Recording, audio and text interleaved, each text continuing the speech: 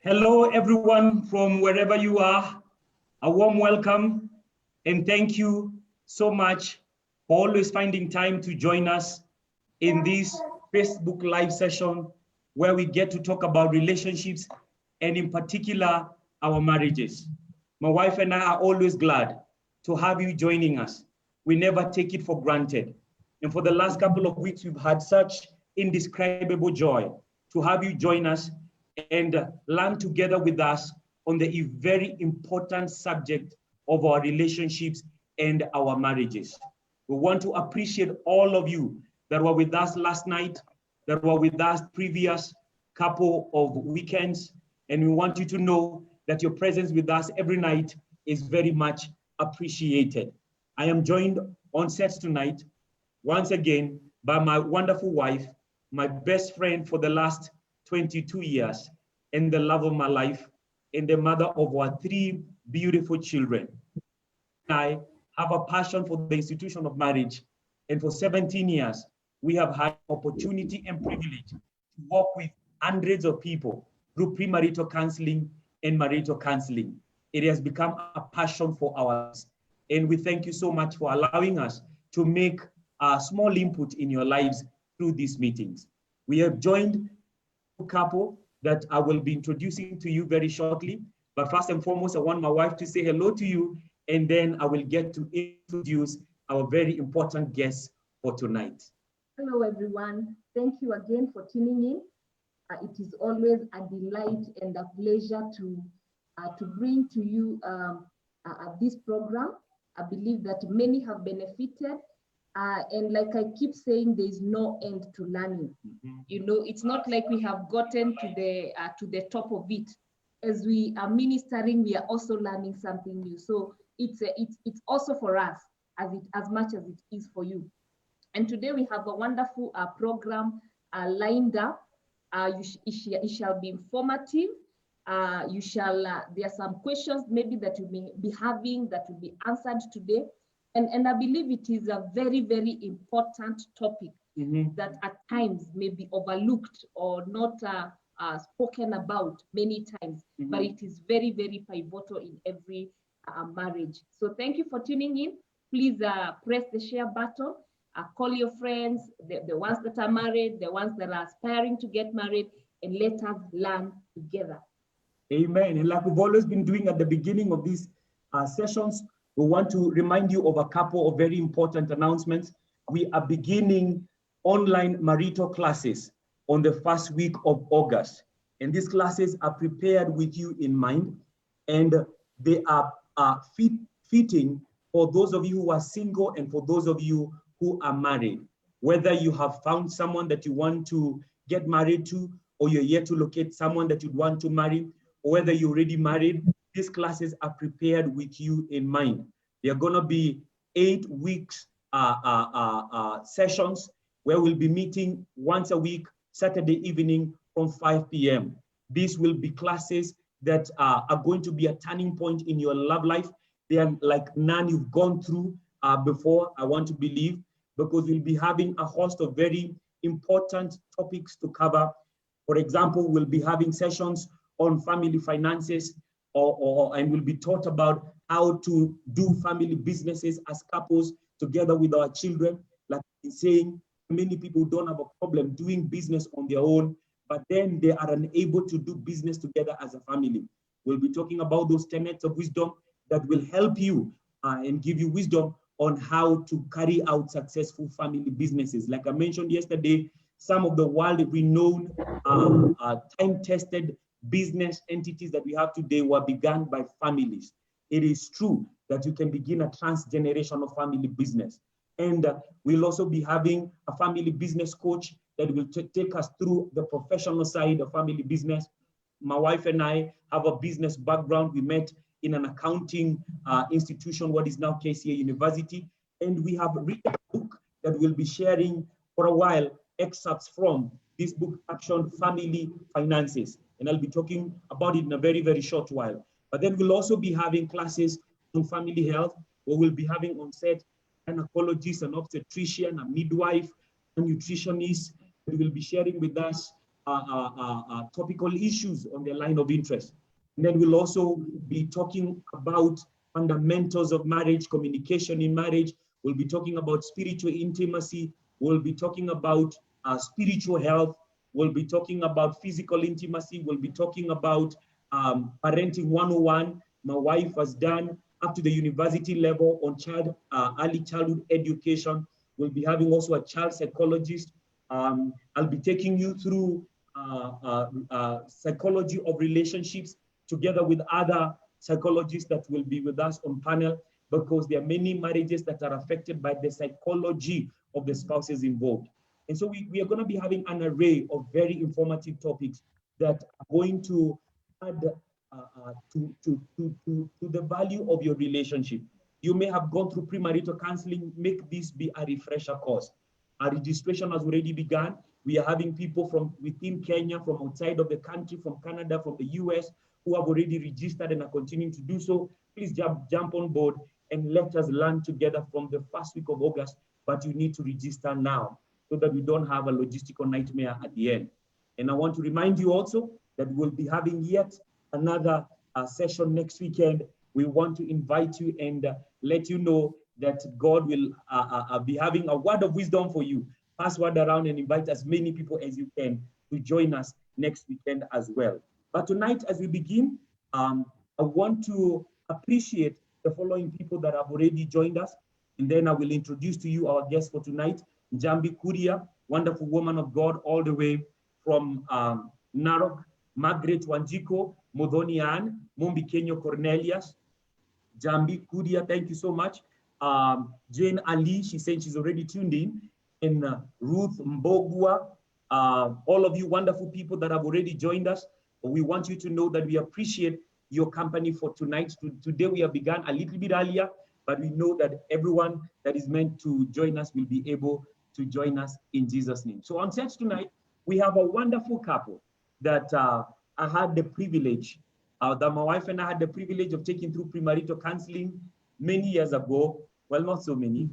And I had the joy of officiating their wedding. They will tell us how long ago that was, but I imagine it was about 10 years plus.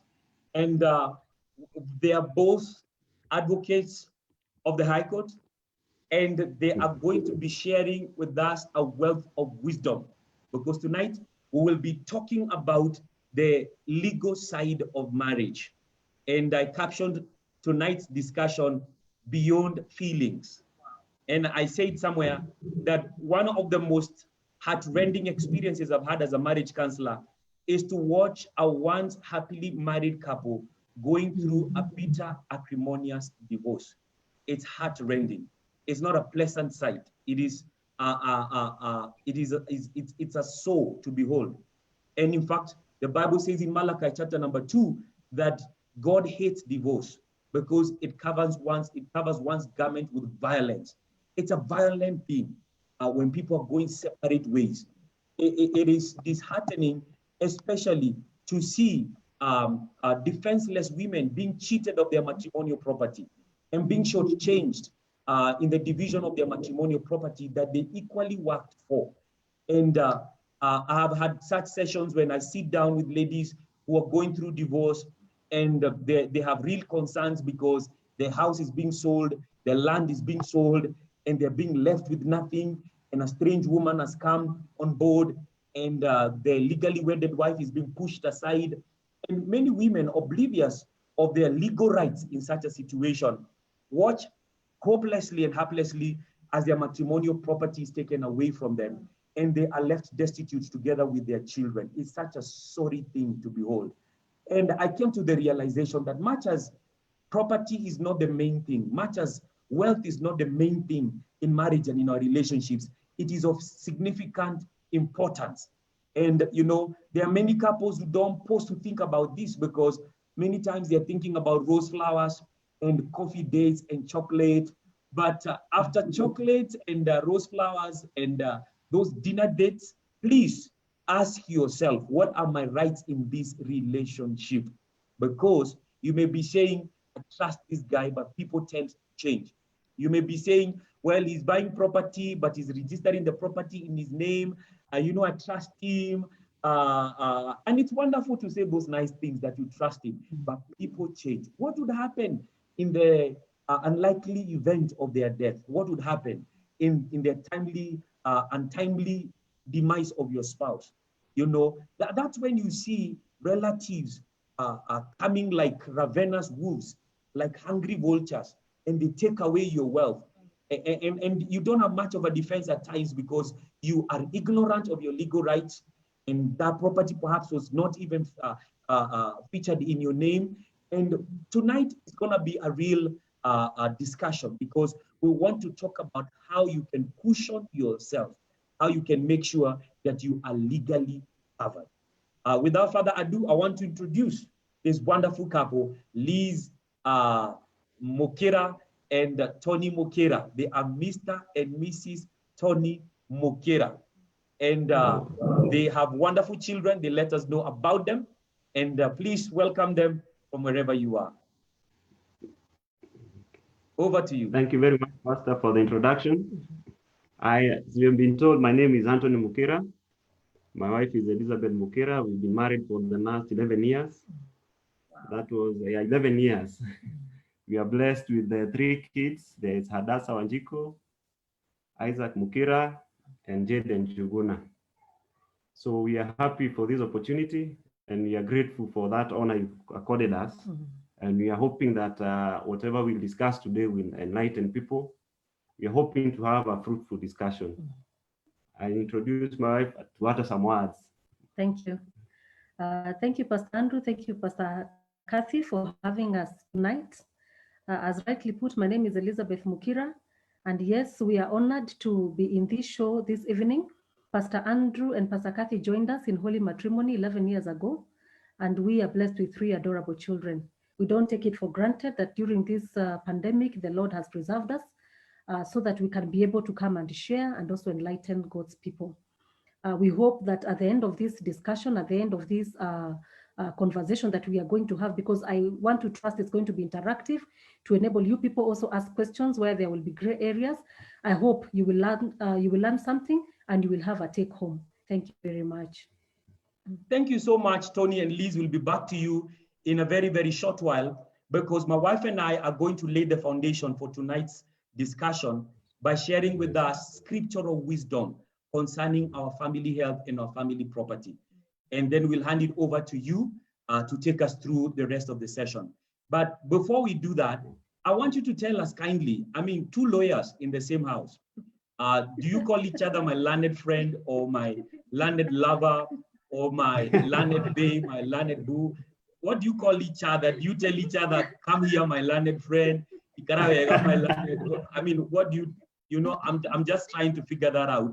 How did you meet, you guys? I mean, you know, people have a fearful respect for lawyers. So that they, you know, they have the gift of the gab. They can be argumentative and you can never beat them in an argument. So who wins the arguments at home? How did you meet? And if you're both lawyers, does that make your children, that makes your children what? Pastor, our relationship goes far. We met in campus. That was in 2001 in Moi University. First, we became very good friends. We went through the process of university, finished university, went to Kenya School of Law together. Though we went in shifts. She went in earlier than me. After a shift, I went in. Then the rest we say is history. History, but PE, we have and chemistry. At home, all those PEs, chemistries, and those, and biology, because there's co-creation there. Oh, I understand that. But, yeah. I stand to be corrected. You know, that's a phrase we usually use. I stand to be corrected. Sure. But it's been a joyous journey, anyway, and we are grateful for the issue of the law itself. Once we pass that gate, the issue of your honors and the law, the access, the provisions, it's left there. So we come in a home as husband and wife, mother and father, and but once in a while, when you have a bad day, you may tend to ask, I had this case, did this, and this. What was your opinion? What can be your opinion? Sometimes you may share, but we don't go to the details of arguing or taking positions in the house. We are just husband and wife, Mama Shiko and Baba Shiko. Praise God. Wow. Beautiful. That must be true, Liz. Yeah, it is very true. Absolutely true. You are not of a differing opinion. No, I couldn't be. Otherwise, it would not have been easy. As we've rightly put it, we are celebrating our 11th year together. And of course, marriage is not a walk in the park. Unless you intentionally and deliberately agree to do some things, you are likely to miss the bus. So for us, we have been very deliberate about our careers. We started as classmates. So the fact that now we've become learned friends does not change the fact that we were first lovers before we became learned friends. Yes, and it has... Very important. Very important. There was a time I was actually toying with the idea of being a lawyer. Do you think I would have made a good lawyer? A very good lawyer. You would have made a very argumentative lawyer. But I have a pastor's heart. I don't think I would have stood there in court representing somebody who actually stole, and I know they stole. I mean, yes. I would have told him, Buddha, what a wongo, I mean, I would. But you must have a reason why at times you support people that are guilty. Anyhow, viewers, we want to appreciate all of you once again for having joined us tonight. And very quickly, my wife and I are going to share with us what you need to know about family wealth from the Bible, from the Holy Scriptures. And then our guest advocates will get to talk to us about the legal side of this. What do you need to know about family finances? Number one, as a family man or family woman, God has made you a channel of his provision to the family. Therefore, the money that God gives you is not yours alone. So the scenario of my money, your money should never arise per se according to the Bible. Whenever he blesses you financially, he blesses you with your family in mind. You therefore must be a faithful steward of the money and the wealth that God gives you, for he provides for you with your spouse and children in mind. God is a family-oriented God. He calls himself Father. He calls Jesus Son. He calls his children the bride of Christ. He uses these family names to create for us a mental picture of a God that values family. It therefore follows that when he blesses you, he's blessing you with your family in mind. Hence, we wrote this beautiful book on family finances to share with you that truth and to let you know how to manage your family finances. What is the second thing we need to know? It is the husband's responsibility, God-given responsibility to provide for his family. And while God is the source, a husband should understand that they are the chief channel through which God supplies or brings provision into the family. And therefore it is needful for every man, every husband to arise and work with their hands and believe that God is going to bless the work of their hands. Not providing for your family, at times out of laziness, at times out of not wanting to think, at times out of not wanting to go out of your way, is direct disobedience to God. The Bible says in 1 Timothy chapter 5 and verse 8, I will read, it says, but if anyone does not provide for his own, and especially for those of his household, he has denied the faith and is worse than an unbeliever. Very true. So failure to do that as a husband, to provide for your family, because nowadays we see men that are not ready to work. A long time ago, men understood that it is our responsibility to provide for the family. But nowadays you realize there are some men, and I've heard many ladies complain that all he does is that he says there are no jobs I've applied, and all day he stays at home with the remote, doing nothing. So when you fail to provide for your family, you know, because you're not doing your best, it is disobedience to God. Understand that while God is the source, he wants you to become the channel through which he supplies for your family. Number 3, the wife's earnings should supplement the husband's income, but not replace it. As a wife, you should also be willing to use your earnings for the good of your family. Much as your husband is working hard to put food on the table for the family, your money is not just meant for beauty care. Do we have Bible for that, you may ask? Proverbs 31 and verse 13 says that the virtuous woman seeks wool and flax and willingly works with her hands. She is like the merchant ship. She brings her food from afar. She also rises while it is yet night and provides food for her household and a portion for her maidservants. She considers a field and buys it. From her profits, she plants a vineyard. Imagine the virtuous woman in the Bible even buys buroti mwaki mwaki, buroti ditima, and she registers it under the family name. And she does not embarrass the husband with a testimony. You know, spiritual people can embarrass you spiritually. She stands in church and Bwana asifiwe, Bwana asifiwe. Unaona, tangu tuone na ujamaa amekuwa kipambana na roho ya laziness. Laziness is called what? Roho ya roho ya uzembe. Bwana asifiwe. Lakini Mungu amenibariki, kazi yangu imeendelea mzuri, hata juzi ninunua ploti. Bwana asifiwe. Na nikaandikisha jina yake, hata ukimwona hivyo simudharau, ako na ploti. And they literally can embarrass you with their testimonies. But we are not told that she broadcasted about it. She bought the family property. The virtuous woman was not lazy. She was diligent. She was thrifty. She was frugal. She would do business, even invest with great acumen. She even would buy property for the family. Now listen, the Bible continues to say in Proverbs 31 and verse number 10, who can find a virtuous wife? For her wealth is far above rubies. The heart of a husband safely trusts her, so we'll have no lack of gain. She does him good and not evil all the days of her life. Many daughters have done well, but you excel them all. So she's a hardworking woman. She makes profit and brings the profit. Next thing that you need to understand about family wealth is that family finances should be managed by agreement.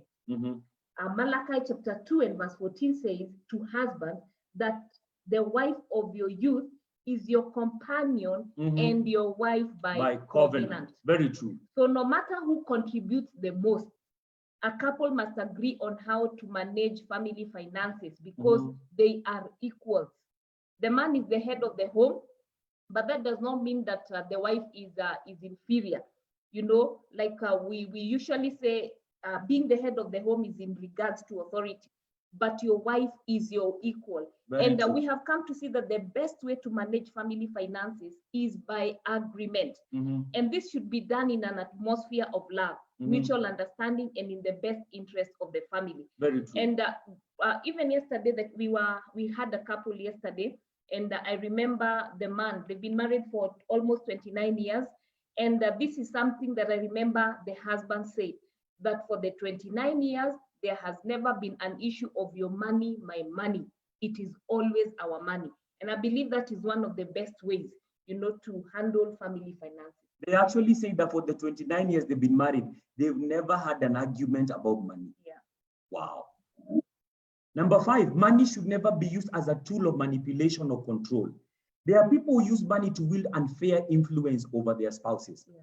But always remember, your spouse is not less important in the marriage just because you earn more money than they do, or just because you bring home more money than they do. Their opinion matters even if they bring no money into their home. Wow. Next point, financial mismanagement can cause marital breakdown. There are many homes that have been broken because of financial mismanagement. And so there should be utmost care, you know, on how to handle the finances or the wealth that God brings into the family. Very true. Because if not handled well, it can cause a breakdown in your family. Very true. Yeah. Number 7, don't exaggerate the value of money in your home. Your marriage and the general well-being of your family is more valuable than all the money in the world. Therefore, value the peace and harmony of your family more than money, and never let financial issues separate you. Proverbs 15 and verse 17 says, better is a dinner of herbs. Come on, we are talking in English. Better is a dinner of herbs where love is than a fatted calf with hatred. Again, Proverbs 17 and verse number 1 says, better is a dry morsel with quietness than a house full of feasting with strife. I believe that wealth is overrated. Wealth is important, but it should not be at the cost of the peace of your home. Wow. Next point, God wants your family to be blessed financially, Mhm. to come out of debt, Very and true. to enjoy divine wealth. Very That is true. God's desire. And financial abundance is not something that you desire for your family. It is more so a blessing that God wants for your family to enjoy. Mhm. And God has more than enough for all of us. Mhm. He wants you out of debt. It does not bring God joy when your family is wallowing in debt. Mhm. You know, God wants you out of debt and into abundance, where you will have more than enough for your family until you become a blessing to others. And I believe that is the joy of every family. Very but true. understand that it is the joy of God, it is the delight of God to have your family financially blessed. You may be wondering, Pastor Andrew, as a Christian couple, do we really need such a topic on wealth? Does God really want us to be wealthy and all that? In this book, we get to share about the balance between wealth and greed. But I just want you to know this point and note it down. Your finances are meant to facilitate a fruitful, restful life for your family. Money may not be everything, but money can facilitate a fruitful, restful life for your family. Ecclesiastes 7 and verse 12 says, for wisdom is a defense as money is a defense. In this life, you will need something more than plain wisdom. You will need money. Why? You need money to pay bills, to put food on the table, to secure good education for your children, to build a home, etc. In fact, Ecclesiastes 10 and verse 19 says, money answers everything. It will facilitate a fruitful, restful life for your family. So you need money. Wow. And point number 10. God wants to be involved in your family finances. Listen to Proverbs chapter 3 and verse 9. It says, honor the Lord with your possessions and with the first fruits of all your increase. And we'll be looking more into detail about this as we progress. So as we finalize on this point, and then we hand over to our worthwhile guests, we want to share with you quickly how to manage family finances according to the Bible. We have seen what we need to know about family wealth from the Bible. We are now going to look at how to manage family finances. Number one, as much as possible, have a common account. Having a joint account has several advantages. For example, it enables you to manage your money better since it's in a central place, and it also helps you to cultivate transparency.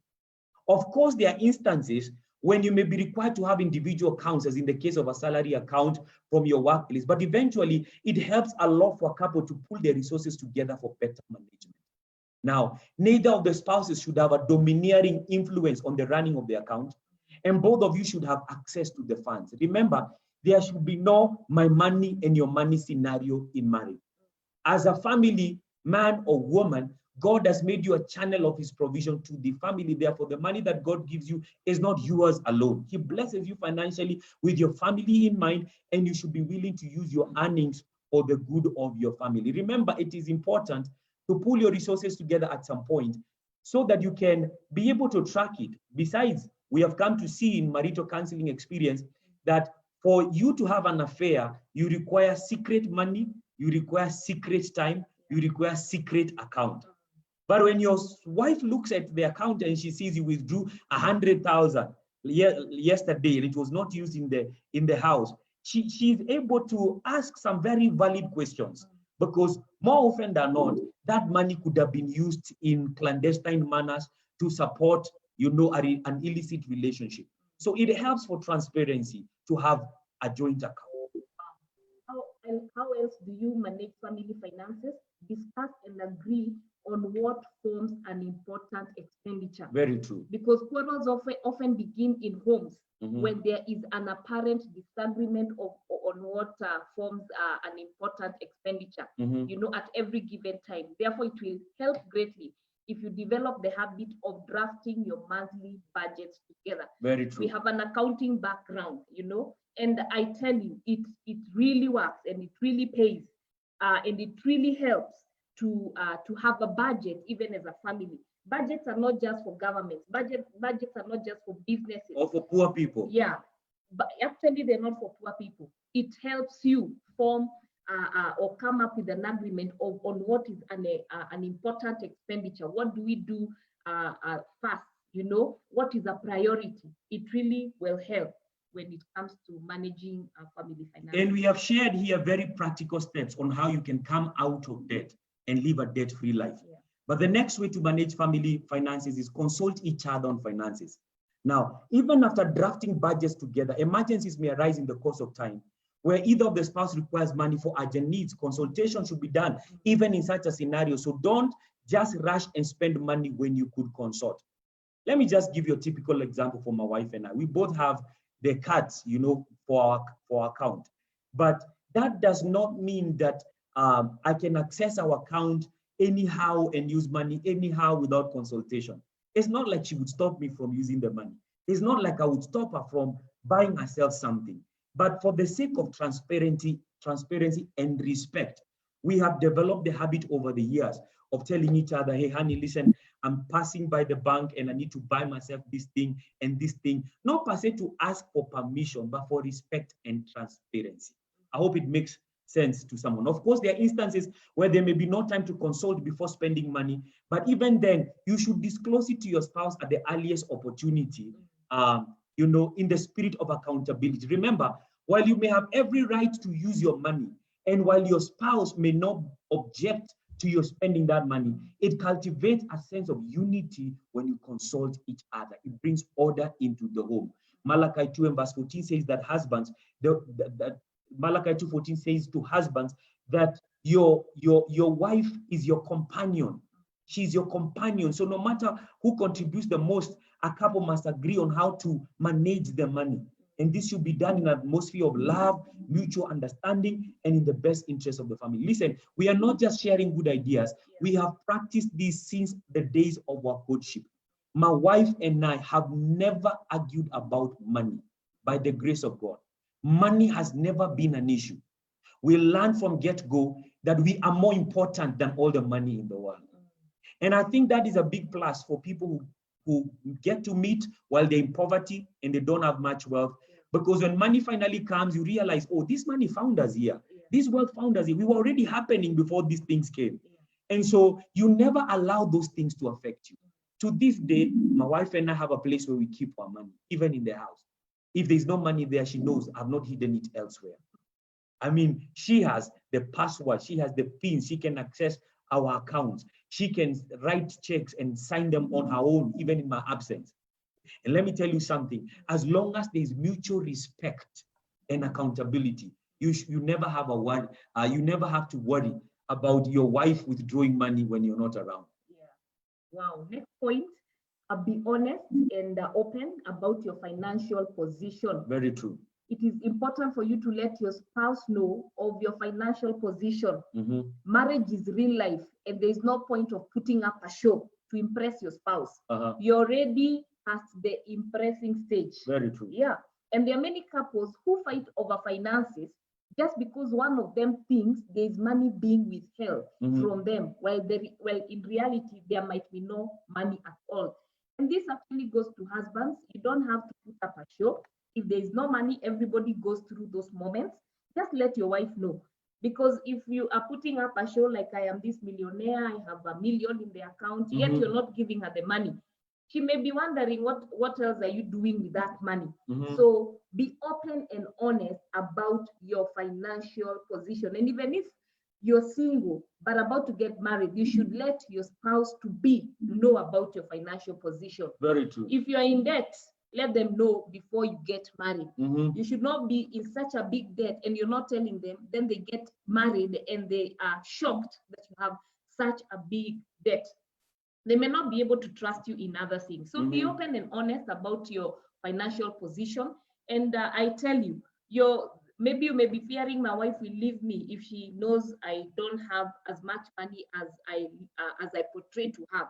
You may be so surprised that they are not even after the money. They just love you for who you are. Very true. Yeah. And if financial management is an area of weakness in your life, be comfortable enough to divulge this information to your partner. Even though many who suffer from this hardly realize it themselves. Yeah. And that goes a long way to prove that you're willing to change and that you love your spouse enough to choose to be a better person. If you're not a better money manager, please let your wife manage the money. It won't make you any less of a man to own up and tell your wife, I just find myself using money. I don't even know how to account. I don't even know how to budget. Please, when we get money, I'll be clearing and forwarding it to you so that you can manage it for the family. Cultivate the tendency, like we have just mentioned, to be financially transparent. Do you know how much your partner earns? It's very unfortunate that especially African men, tie their ego to how much money they have. That you think if I tell my wife I don't have money, I'm less of a man. Wow. Listen, money or no money, you're still a man. You're still the head of the family. Yeah. Now, you need to open up. Just be comfortable with each other. How much money do you earn? Ask yourself before you even marry this guy, is he liberal to walk you through his finances? Because there are things that don't start instantaneously with the wedding bells. If the guy is stingy and won't share money with you while you're courting, he possibly never will. So my wife and I, with the meager resources we had while we were in courtship, we started sharing our money together. We didn't even know that God would ever use us in ministry, that would end up being pastors, that would end up being professional counselors. But I remember, young as we were in our early 20s, we would pull our resources together, and my wife went to a money counseling center to study professional counseling. We would pull our money together and we would, buy something, for our future. Some things don't begin on the wedding day. They have to be seen now. Yeah. Next thing is that give God the first place in your finances. Very true. And we said that earlier. And we cannot overemphasize that God is your source and he's the best partner, when it comes to your finances. So allow him to take the center place in your finances. Very true. Again, I read Proverbs 3:9, honor the Lord with your possessions and with the first fruit of all your increase. I remember something we did that was very symbolic for my wife and I. You don't have to do it. This was a personal revelation. Yeah. There are things that we as Christians do that are a personal revelation. They are not doctrine. So I remember when my wife and I were relating and I finally could earn a regular income, I remember I took the entire salary and put it in an envelope. And my wife and I are not yet married, but I still wrote on that envelope, Andrew and Kathy. And we took it to our local church fellowship. My understanding was this, that as I give to the Lord my first salary, I am securing my work life in the future. I am securing all of my working days. I'm not saying that it is a doctrine, you don't have to do this. I'm not telling you to do this, but I'm just telling you that was an agreement that we made. That was our own understanding of honoring the Lord with our possessions. Truth be told, many people say, live within your means, cut your coat according to your size, and that life is in levels and men are in sizes, and all that is very true. But soon enough, we realize that if you honor God with your finances, he enables you to enjoy things your salary could not afford. And we'll be discussing that in coming days. But there's something else you need to know. Yeah, and we will discuss this with the lawyers. In as much as it's possible, register your property in joint names. And we believe that this serves to protect your spouse in the event of your absence. There are many women, for example, who are left to struggle and battle it out with other relatives and individuals in court cases after their husbands died, leaving no will. So registering your property in joint names offers each spouse and your children a great sense of security. And this is one of the things we shall be discussing in detail today. And as we draw towards a conclusion and then hand it over to the advocate, be a faithful steward. Proverbs 27 and verse 24 says, for riches are not forever. Have you ever come across families that were well-to-do some time back, but now, They have lost what they had. They are almost that poor. Proverbs 27:24 says, for riches are not forever. Proverbs 23 and verse 5 echoes and says, for riches certainly make themselves wings. They fly away like an eagle toward heaven. And one of the reasons that would make riches fly away from some people is their lack of stewardship. Financial stewardship involves managing your money wisely and not being wasteful. The money that you have, it belongs to God. You're just a steward. He has just made you a steward over what originally belongs to him. 1 Corinthians 4 and verse 2 says, moreover, it is required in stewards that one be found faithful. Wow. Finally, endeavor to multiply your money. Yeah, money, just like living things, has the capacity to grow. And you should therefore move from the level of working for money to the level where you invest your money to work for you and the money to reproduce itself. And we discussed that subject in depth. In this book, yeah. You can get this book online. You can get it on Amazon, and it's going to be a great blessing. It is captioned Family Finances. And just before I can hand this over to our worthy guests, again, I want to appreciate all of you that have joined us tonight. And we are going to request you to kindly do something important. Please press the share button and share this discussion with at least 3 people. Don't just watch. Press the share button right now and invite at least 3 people. Imagine what a reach would have tonight if every one of you watching would share this with some 3 people. Tell them we have some clever heads, advocates. They are both lawyers. They are a wonderful couple. They have something you need to hear tonight, you know, and it will be a great blessing. While you are at it, kindly follow me on my page that we're broadcasting from. You can like the page.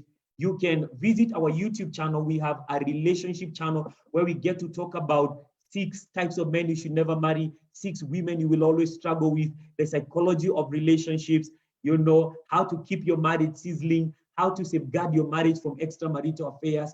I tell you, topics that will revolutionize your love life and safeguard your relationship for life. So kindly visit the YouTube channel and subscribe, press the notification button so we can let you know as and when we have new videos coming up. But we want to appreciate Pisa Mwangi, Sarah Wamboi, Pastor Giorgio Mosso, Maxine Mary Wangeshi, Joroge Boniface.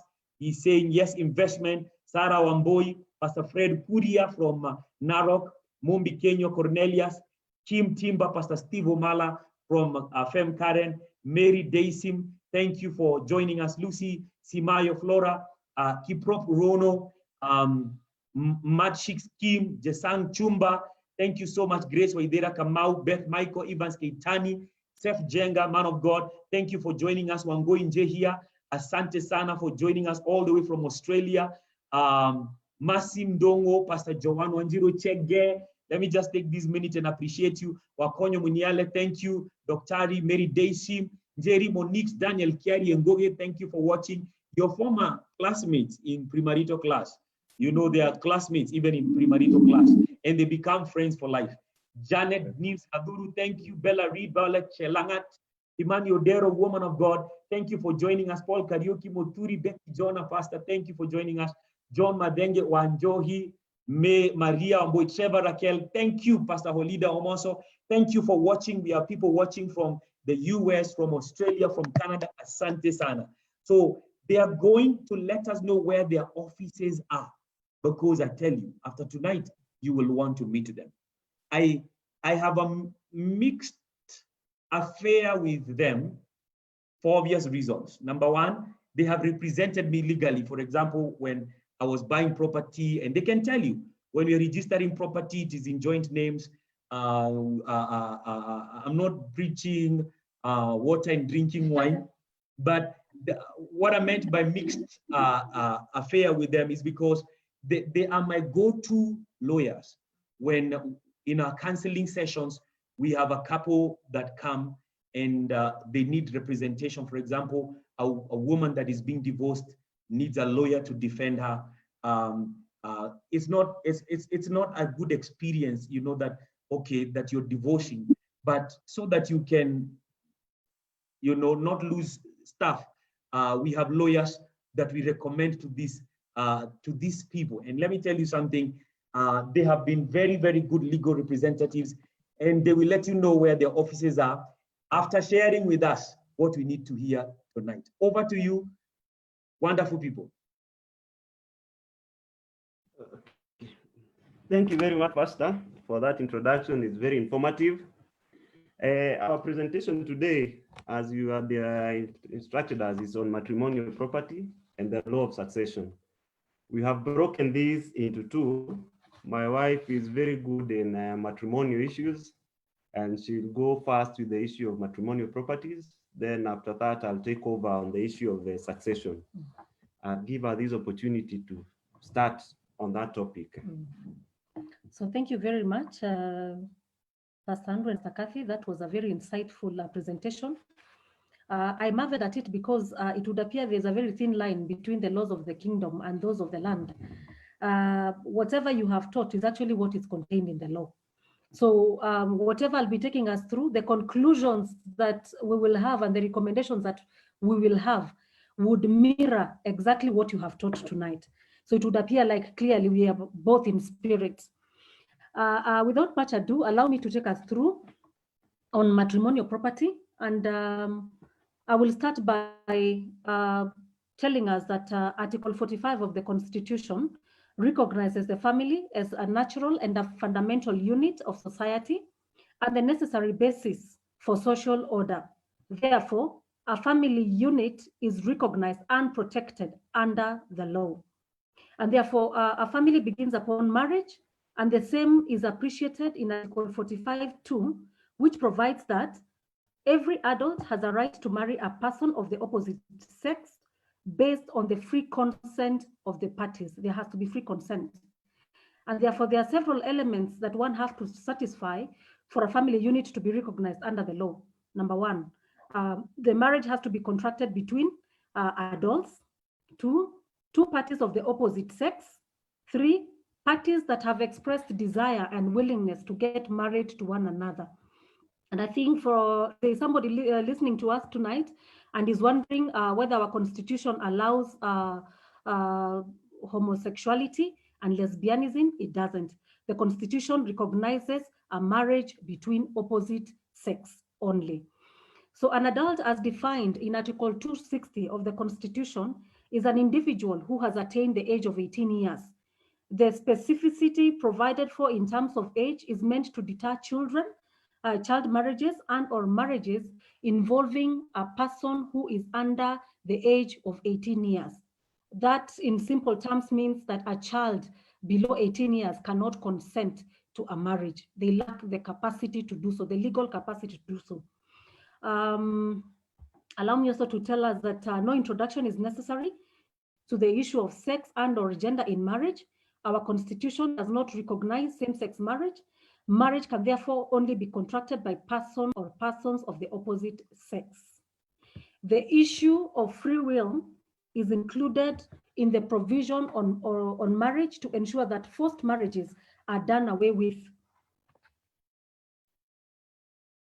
And the elevation of the same to constitutional status means that it is not only illegal, but a violation of human rights if one would be forced to get married. It's supposed to be a free will business. Mm-hmm. So once parties are decided that they want to get married to each other, having fulfilled the above conditions, they are expected and or required to contract one of the three types of marriages recognized under the law. And they are as follows. Number 1, civil marriages, what most people used to refer to as DC marriage or registered marriage. Number 2, religious marriages. These are marriages conducted within a church setting. And number 3, customary marriages. Each of the above have specific requirements which are rather self-explanatory. Of importance to note, however, is the nature of the marriage. The nature of the marriage in the sense that some of the aforesaid types of marriages allow for polygamy, while others are strictly monogamous. Civil, Christian, and Hindu marriages are monogamous in nature, whereas Islam and customary marriages are potentially polygamous. This is to mean that monogamy is encouraged but polygamy is also allowed. This is important because it will feature in some of the issues affecting acquisition of matrimonial property.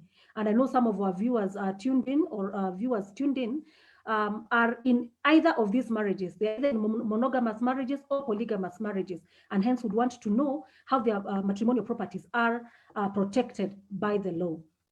So once parties have celebrated their union under the foregoing regimes, they are considered legally married to each other, and the law treats them as such.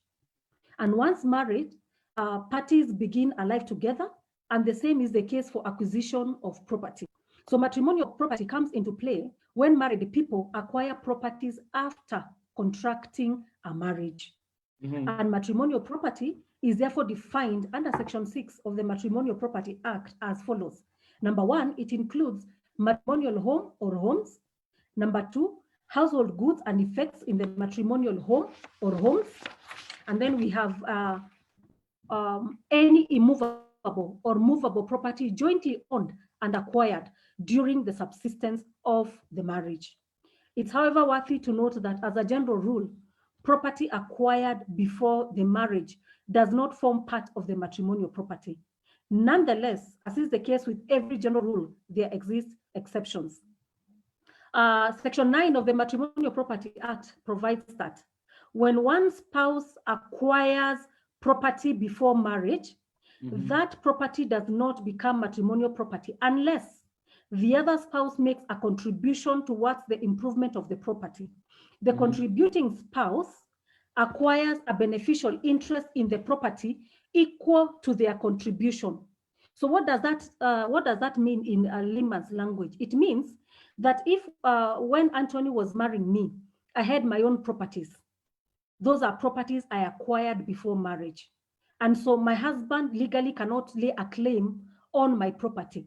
However, if in the course of the marriage, during the subsistence of the marriage, he puts an improvement on the development of the matrimonial property, then he acquires a beneficial interest, and that one can be deemed as contribution, and he's therefore entitled to the said property. Wow. We also need, yes, that is the law, Pastor. And then we also need to realize that just like properties were acquired before, just like with properties acquired before marriage, there is also the issue of liability, spousal liability.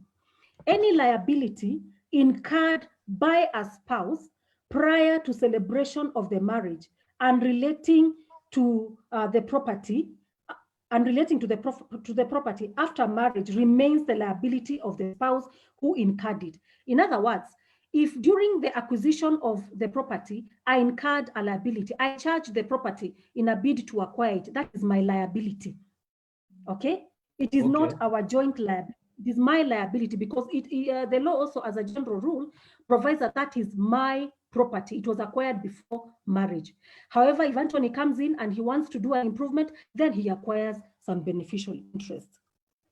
However, just like in the first example, there also exists an exception to this liability, and the law provides that if that liability was reasonably and justifiably incurred to a property that subsequently becomes matrimonial property, the same shall be equally shared unless the spouses otherwise agree. Let me give an example. If, for instance, I got married to Anthony, and when I did, he had already acquired a property. That property becomes our matrimonial home. It is under a loan, and I come in to assist him pay that loan. That is a justifiable liability, and it is expected under the law that you as a spouse, you as spouses would contribute together towards settlement of the liability, okay? So when you get into a marriage setting, don't say that my spouse had already acquired this property, he needs to continue paying until he clears the loan in issue. We have already been told that when you enter into a marriage, it is a joint venture, you become one. And so everything that you have acquired essentially is meant to become one. Okay. We also need to realize that More often than not, matrimonial issues do arise unless parties to a marriage are at more often than not, matrimonial issues do not arise unless parties to a marriage are at loggerheads and intend to bring their union to an end. In the unfortunate event that parties are no longer able to live together as man and wife, they may approach court to determine their respective shares of the matrimonial property. The Matrimonial Property Act provides for two possible outcomes. Number one, you can move the court when you want or you require the assistance of the court in determining what belongs to who. Here, parties are not necessarily considering a divorce. And in the second instance is where parties are divorced and or separated, and they require the court to determine and distribute the matrimonial property. Allow me to expound on this. Sometimes in the unfortunate event that your marriage does not work and you feel that you are not ready for a divorce or a separation, the law allows you to preserve, in a bid to preserve the matrimonial property, to move the court and ask the court to declare your share in the matrimonial property or properties. In other words, the court will not distribute. It will not divide and say, according to your contribution, this is what belongs to you. But it will declare that in the course of the marriage, you are able to contribute to a certain percentage, which becomes your share within the matrimonial property and or properties.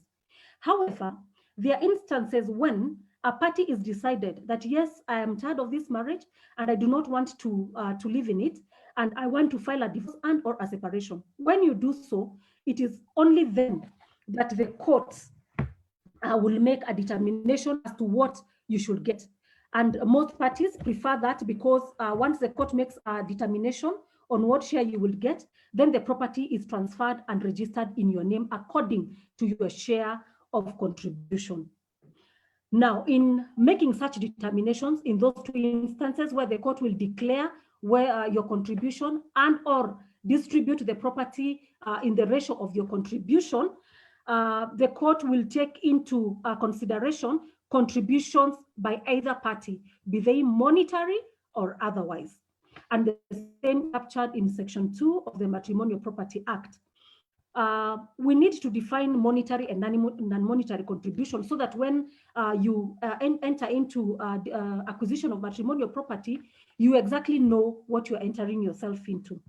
Monetary contribution, just like the word suggests, is usually relatively easy to prove since a money trail exists and each party can show respective contribution. This is money, what you have put in terms of finances. Monetary contribution is, however, not without hitches, especially when the transactions were done in cash. You realize when you enter into a marriage, you become one. And so parties enter with mutual trust to the extent that when we want to acquire properties, I will trust my husband to be registered as the registered owner, but I will contribute perhaps by giving him the cash. Some spouses agreed that the properties would be registered in their name and not their joint name. I will explain later in this discussion the dangers of that registration. And when that happens, one party will give the other cash money, not necessarily RTGS or a check. Assuming there will be an issue later on in life, that party will have a serious challenge explaining how they contributed towards the acquisition of that property, because the money that was contributed was given in cash. So in such cases, it is a little bit challenging to prove contribution, since the same will be done by way of circumstantial evidence, which may not always be reliable. In other words, if Anthony, for God forbid, would deny that I gave him money towards acquisition of our property, then I have to prove through circumstances, you know, like go to the bank, tell the bank I withdrew this money, give me the bank statement, so that I can go and convince the court that I was able to withdraw that money, and that money was intended for the sole reason of acquiring matrimonial property. That is circumstantial evidence. It is not direct. It would be different if perhaps I had an RTGS form that would show that I wired the money from myself to the seller, and that poses a challenge. The most challenging of all are cases where non-monetary contribution is involved. We have now finished with monetary, but done in cash. What therefore would I recommend? I would recommend that when we are purchasing properties, let us ensure that there is evidence of purchase, be it through RTGS, be it through payment of check, or agreements whereby parties are jointly registered.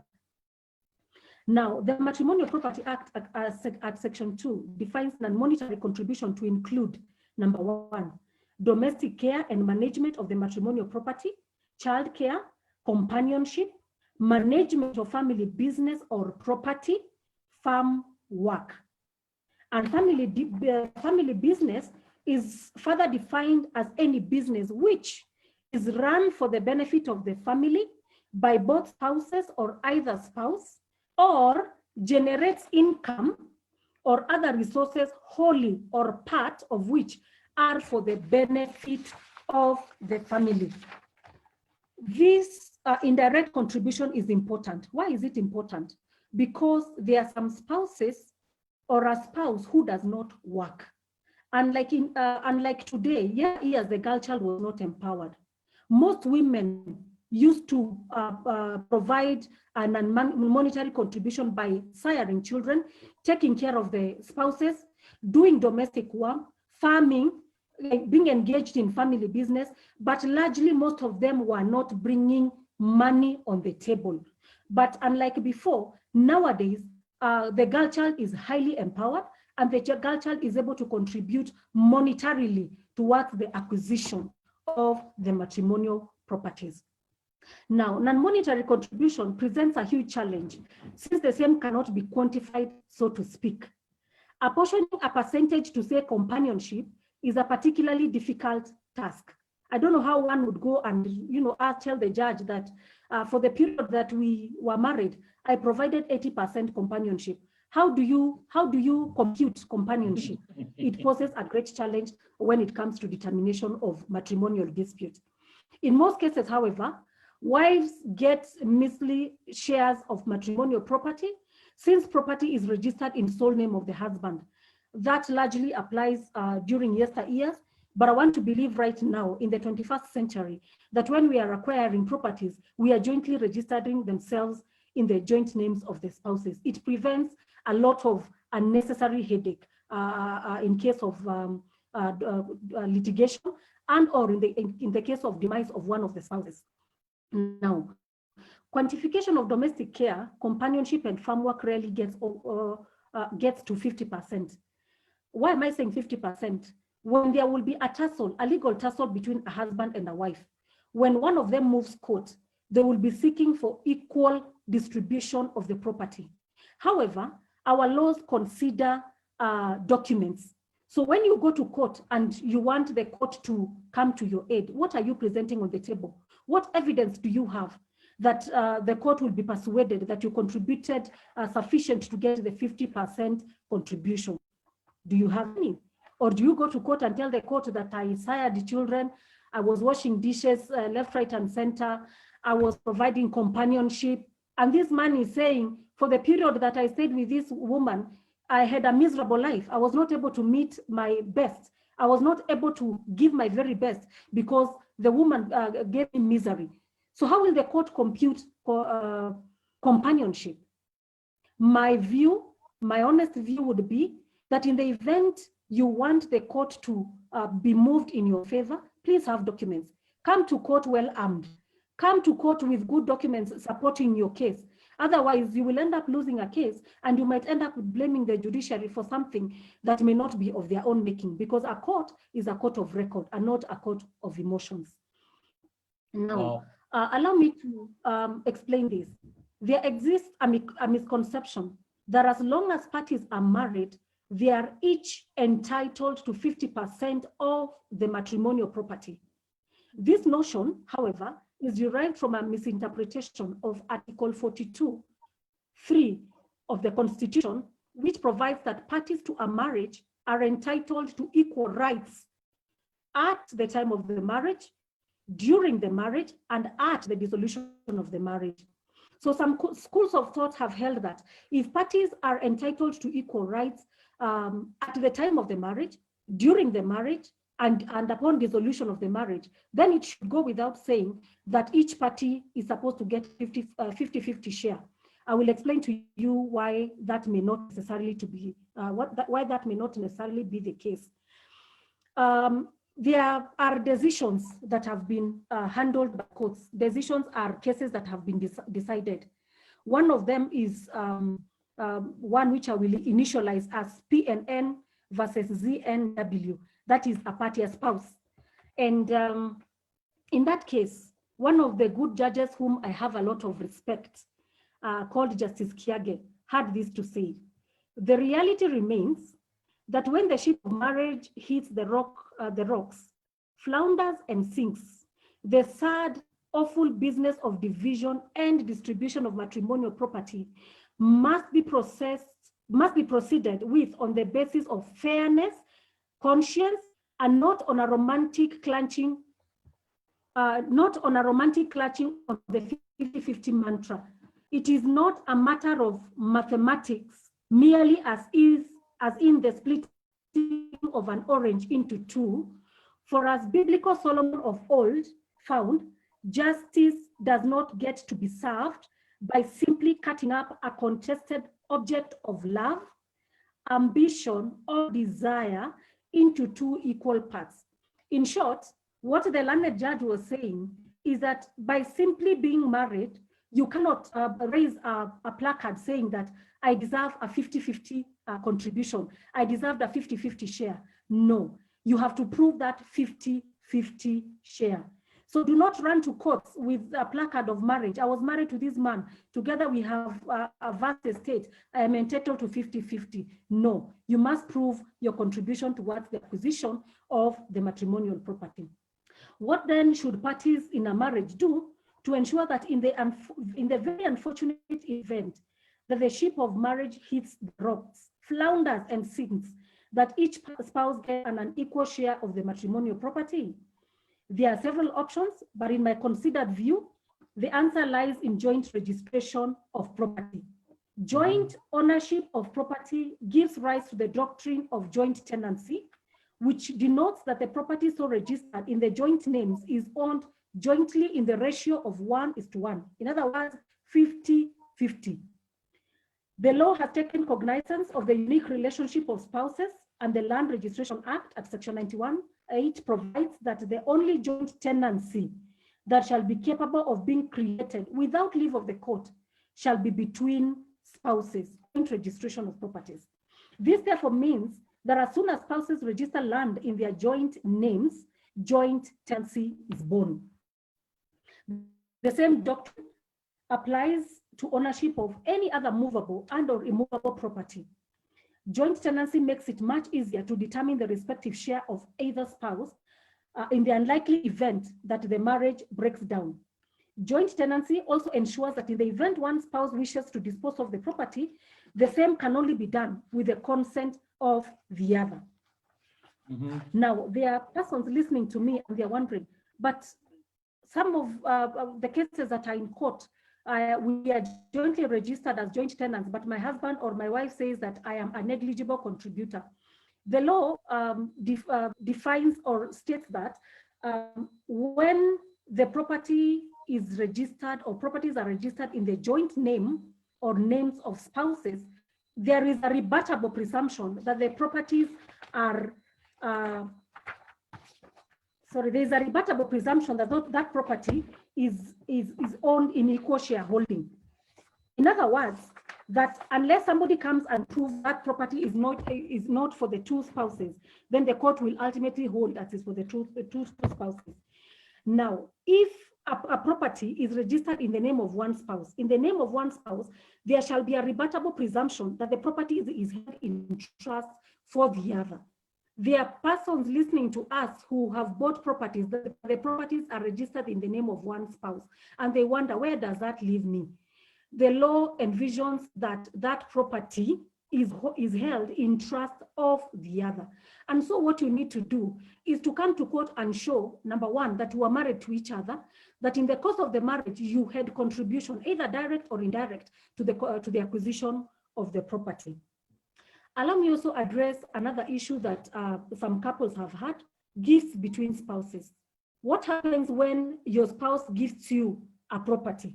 The law provides that where a spouse gives any property to the other spouse as a gift during the subsistence of the marriage, there shall be a rebuttable presumption that the property thereafter belongs absolutely to the recipient.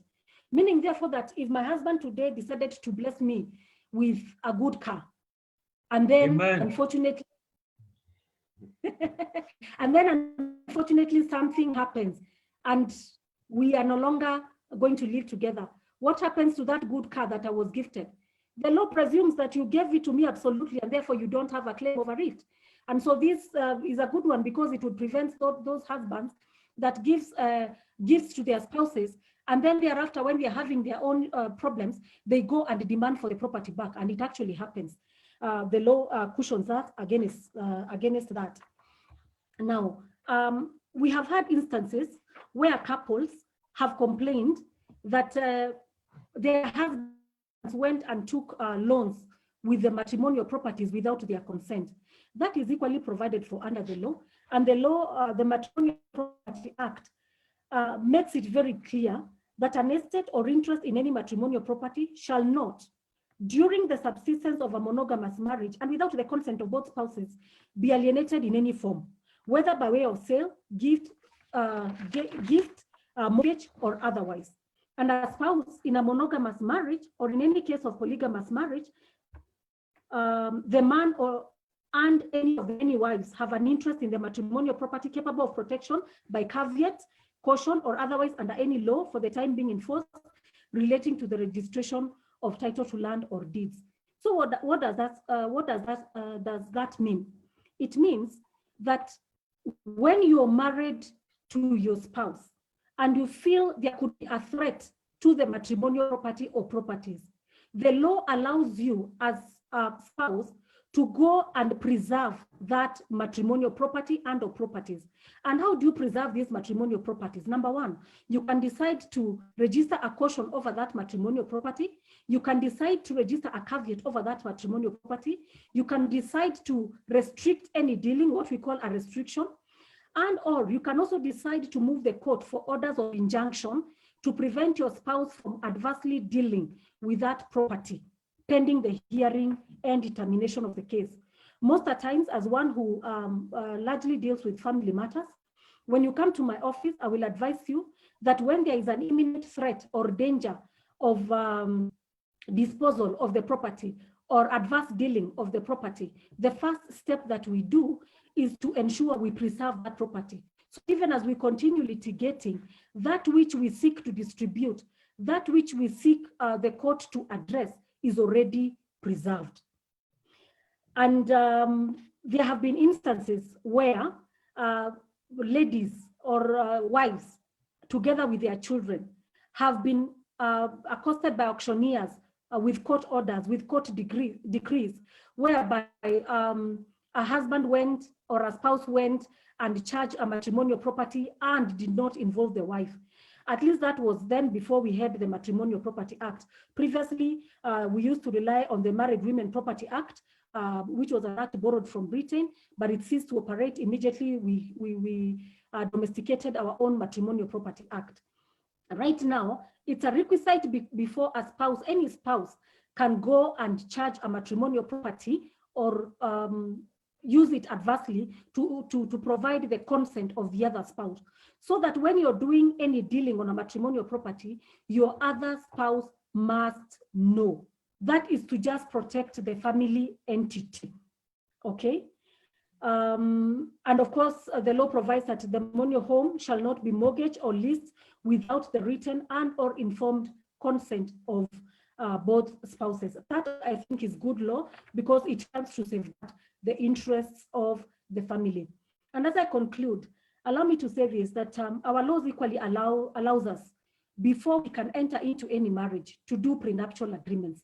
If you feel you need to agree on the mode of acquisition and or dealing of your matrimonial property or properties, our laws allow for parties to enter into prenuptial agreements.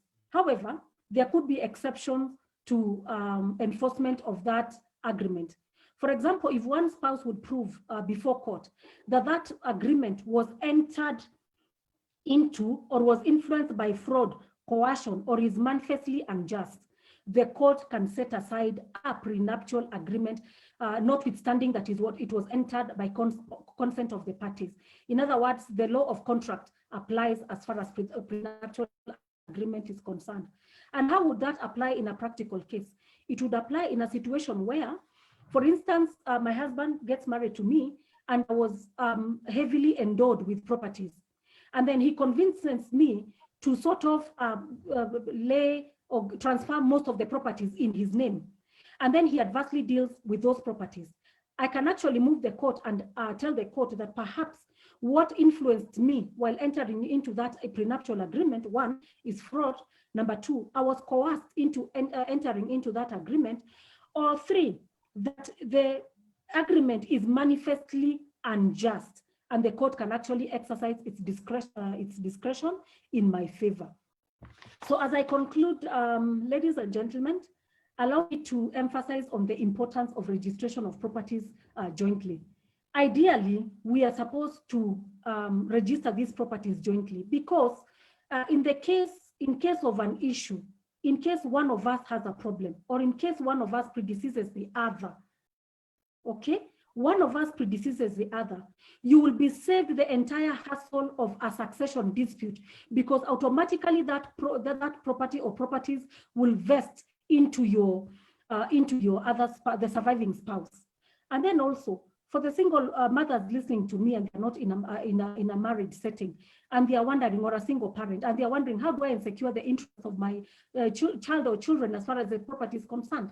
One, you can register a company where you can make your child or children as shareholders. Number two, you can register a trust. And a trust is the best because it has perpetuity. It will outlive you and together with the generations to come. Pastor Andrew and Pastor Kathy, ideally, we are supposed to have a monogamous kind of marriage. But let us also agree that our society has instances where we would find mostly men have children out of wedlock.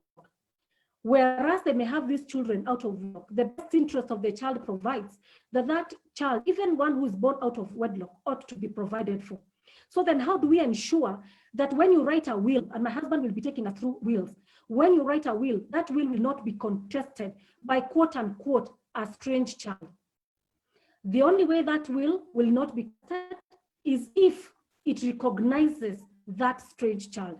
So if you want to ensure that all your children from one generation to the last generation are covered and taken care of, then you may want to consider doing a trust. A trust is a good option for persons that have children out of wedlock and for persons that wish for their generations to be provided for. So with that presentation, allow me to allow my husband to take us through the law of succession. Welcome. Okay, thank you so much for that presentation. Thank you, Liz. That was very powerful and clear. Thank you. Okay. I'm taking over and I'll deal with the issue of succession laws. The issue of succession arises when a party has passed on. And the governing laws and legislations are both the substantive and the procedural law is found within Cap 160 of the laws of Kenya. That's the Law of Succession Act, which commenced on the 1st July 1981. That is when it came into force. Previously, there were several other regimes, but mostly borrowed from Britain and the Commonwealth. So in succession, there are two forms. The first form is called testate. The other one is called intestate. For testate, this is an instance where a party dies and leaves behind a will. We say that that is what is called testate succession. In that instance, you are able to devolve your properties, divide your properties, your recognized assets to your beneficiaries in a written form. And for one to be able to do, we say, for one to be able to have capacity to do a will, one must be an adult, a person of sound mind, and a person who is not bankrupt. If you are a minor, you cannot do a will. You know, children sometimes own, mostly they are given by their grandfathers or fathers properties, but in that capacity, if you're below 18 years of age, you're not in a position to do a will. You must be within the age of the majority. Wills have been said to be a legal declaration by which a person describes of how he wishes his estate to be dealt with. Most probably, you say you're able to ascertain the assets that one has and the beneficiaries that are there, maybe your children, the dependents, and how you want your assets distributed. In instances, Kenya, mostly the wills are on immovable properties. For the movable properties, those are the household items. The law recognizes they are entitled to the spouses, maybe your wife or your wives, because can be in both polygamous or monogamous setting. For the movable properties, that is most household goods, they become a life interest for a wife till they die. You inherit automatically till you die, but this one can be terminated when the wife opts to remarry. When you're remarried or the husband remarries, what was therefore as a life interest on those properties of the deceased, they cease to be part of your estate. One, we are saying that there are two forms of wills. There is the oral will and the written will. For oral will, this must, for it to be valid, it must be done before two competent witnesses. When you are doing the oral will, what you are saying as your declaration of how you want your properties distributed must be done before two competent witnesses. And for it again to be valid, the testator, that's the maker of the will, must die 3 months thereafter. So if it bypasses the 3 months, the oral will become invalid. So if you make that will orally, you are at least anticipating within the 3 months you'll be off this world. It can also be, mostly it becomes invalid, the oral will becomes invalid if at the time you have passed on, the two witnesses who came before you have a conflicting information of what you had declared.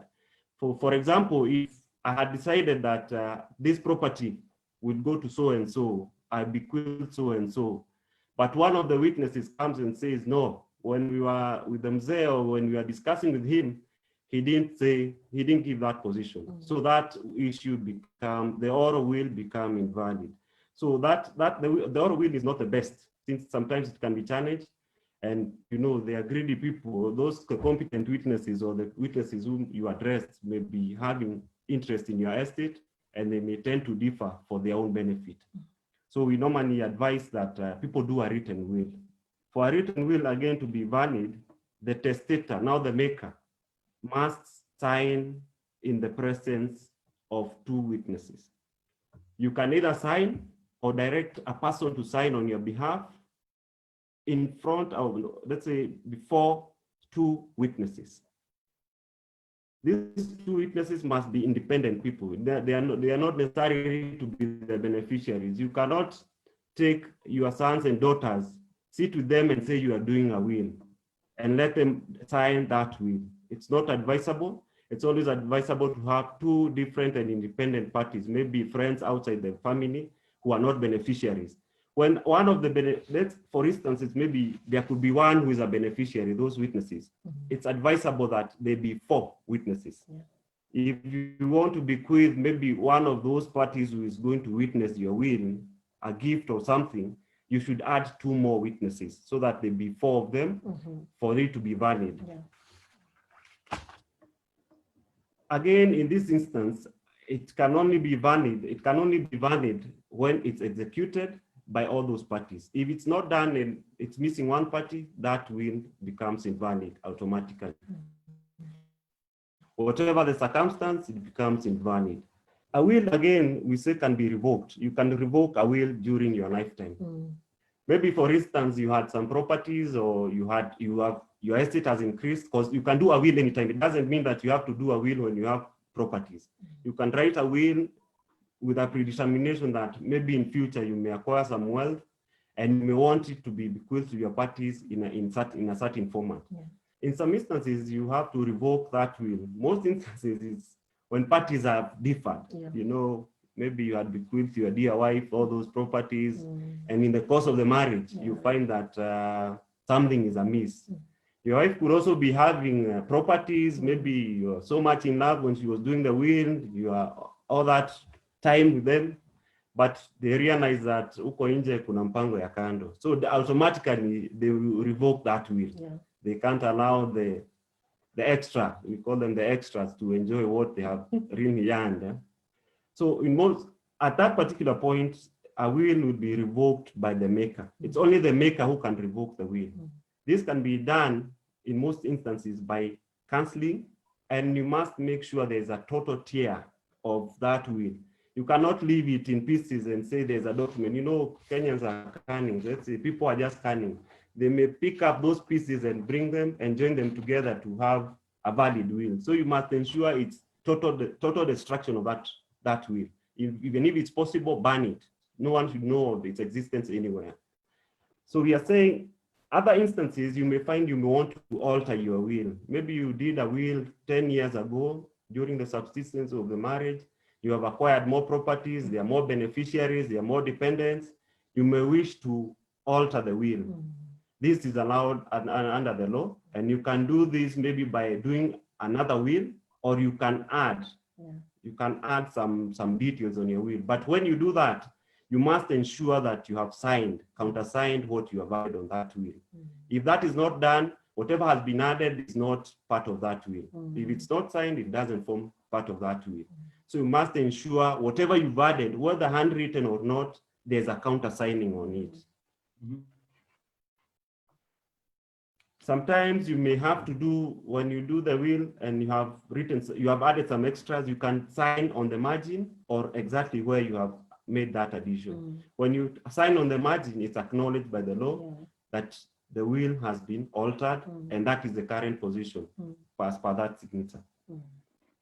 We move on and say the law of succession recognizes when you're distributing your wealth, there are people we call dependents. Dependents does not mean necessarily your spouse. They can be your children, they can be your parents, they can be your step parents, they can be your stepsisters, and other people who have come into your family. You'll find an instance where, like, I've taken a kid, I'm educating that kid. It's not part of my family. They are relying on me. Maybe I've taken a family whom I'm supporting. At the time of my demise, if I die when I'm still assisting these people, they are entitled to inherit what I have. So you cannot rule them. If they are going on with the education, the same will continue from your estate. So every time you are dealing with people, you have to be very careful on what you are doing. Don't go assisting people outside there thinking that my wife does not know, my husband does not know. These are the people who come waving placards and saying, this was my father, this was my what do you call it, my guardian, this was my sponsor for this education and all those things. So you have to be very careful and ensure that those dependents are known for the ease of transition during this succession course. And you say, the court says that if you leave these people out in your will, the court has the powers to come and say, these people are dependents of this estate and the provision will be made. So even if you had a will and outside there you had dependents whom you had left out in your will, the court has the powers to come and say, there were some people left outside there. Even though there's a will, they must be provided for. So at the end of the day, you'll find it interferes with your intention previously, the previous intention you had of maybe bequeathing your family and your children all the properties. So when a dependent when you have a dependent outside there, ensure you at least provide for them in the will, or in the alternative, transfer directly whatever you would have wished them to have, or give them whatever you would have wished them to have. So the court, in giving such orders, considers that it must consider the nature and the amount of the deceased property when it's giving the orders for that other dependent. It considers the amount of the deceased properties. It also considers the past, the present, and the future needs of that person. As I was giving an example, maybe this is a student you are taking through who was dependent on you on school fees and maybe upkeeps and all those things. the court will look at that and say, this person was, even though there's a will, this person was dependent on this, the deceased in terms of education, in terms of maybe medical needs, and it will apportion from your estate to take care of that. Sometimes the court may continue, may order that this amount of money or the assistance come from the estate, or it may order a property be sold to cater a lump sum for that need. So you'll find some instances where you'll see maybe you had a property, you had bequeathed your wife, there's no other property, you had a dependent outside there who was entirely dependent on you. The court will, in case your will had provided the entire estate goes to my wife, but the dependent come and saying, no, I need money to go to school, I need money for my hospital, I need money for this. The court sometimes may order that property be sold and the interest of that dependent be taken care of. Wow. So that sounds scary, because there are couples out there who who like assisting needy students and paying fees out of a sense of charity for them. So it can have complications. It can complicate Lingala later on. Yeah, you can dance some dombolo if you joke around with such a scenario. So the best thing is ulikuwa namsaidia roho safi alafu analeta kinyuriro. Yeah, and do happens. How would you advise couples when they want to register, when they want to, for example? That's what we are saying. When you are assisting such a person, let your spouse know too. You know, sometimes you tend to hide that and purport that you are very good to that other party. Let your spouse know. But the best interest is when you are doing the will, make that provision. Let there be a rider that in case of this and this property can be sold to take the interest of that dependent who is outside there. In case you feel that this person was so much, sometimes maybe your kids from your brothers, your deceased brothers and those people, bring them on board as dependents and bequeath them your assets through the will. Yeah. That one will save a lot of agony to your wife and maybe to your husband. But if you leave it hanging, you continue assisting, normally, I don't know what's the problem with these people, because they come back waving placards and saying, I'm entitled to a property or something within this estate.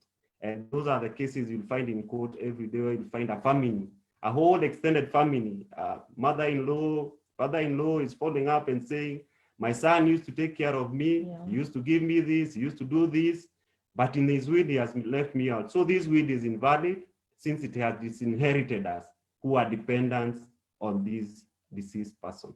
So it's always good to be clear and maybe let them know, this is, in case of my demise, this is what you're entitled to take from my estate. Yeah. You make it sound like it's a must that they be given something. It's not a must, I'm saying it's good for we call that the person in charge is the executor. Let the executor know that in case of, I'm dead, in case of my demise, these assets will continue taking, or if there was an income coming in, let's for instance say there were rentals or any other income coming from the business, you may even give a direct order to the executor or the executrix. Yeah. Please, the income that was coming in, continue paying school fees for these kids. You may look at the instance of the case of, now it's concluded, it cannot be sub judice, the case of the Koinange family. The Koinange family, the Koinange senior who died, had provided for 4 generations. You could find that he had said, money from this would be going to pay school fees for my grandchildren, that was clear from the onset. So whomever comes in, he knows the entitlement in this estate is just school fees. It's nothing else. Yeah. The entitlement in this is for provision of medical care. It's nothing else. You find, but if you're quiet on that, they'll tend to imagine that they're entitled to share what is in the estate, so assets, buildings, and all those things. So it's always good to make it clear to the executor of the will or the executrix, this is what should be done in case I die. And that is done, it's reduced in the will, and it should be expressed. Let it be expressed that in case of my demise, I was paying school fees for these kids, I'll continue doing so. In case, maybe sometimes you may even indicate once they are out of school, maybe university, that is the end of them. with me, so and my estate. So we say that the dependents, the meaning of dependents, again, this is where mostly people don't understand. It means wife, former wives, they are also recognized by the law. So if you had a former wife, still forms as part of your dependent. You will also have your children. Those are the first ranking in priority, your wives and former wives and your children. Secondly, there is those who you are immediately maintaining. I don't know why, Pastor, you seem worried of that. Huh? No, the concept of former wife is alien to me. Yes. You know, it doesn't, to some Christian men, I mean. Yes. Yeah, but you know what, Wakili, I know Yes. some of us, including myself, tumebaki ile place ya, yani najitolea nisaidie mtoto yatima na mlipianga fees, saa zingine ni on and off nikiwa na do. Alafu if something happens atakuja kusumbua familia yangu. I mean, then how do we draw a line between being charitable and exposing your family to such legal? That's what we're saying.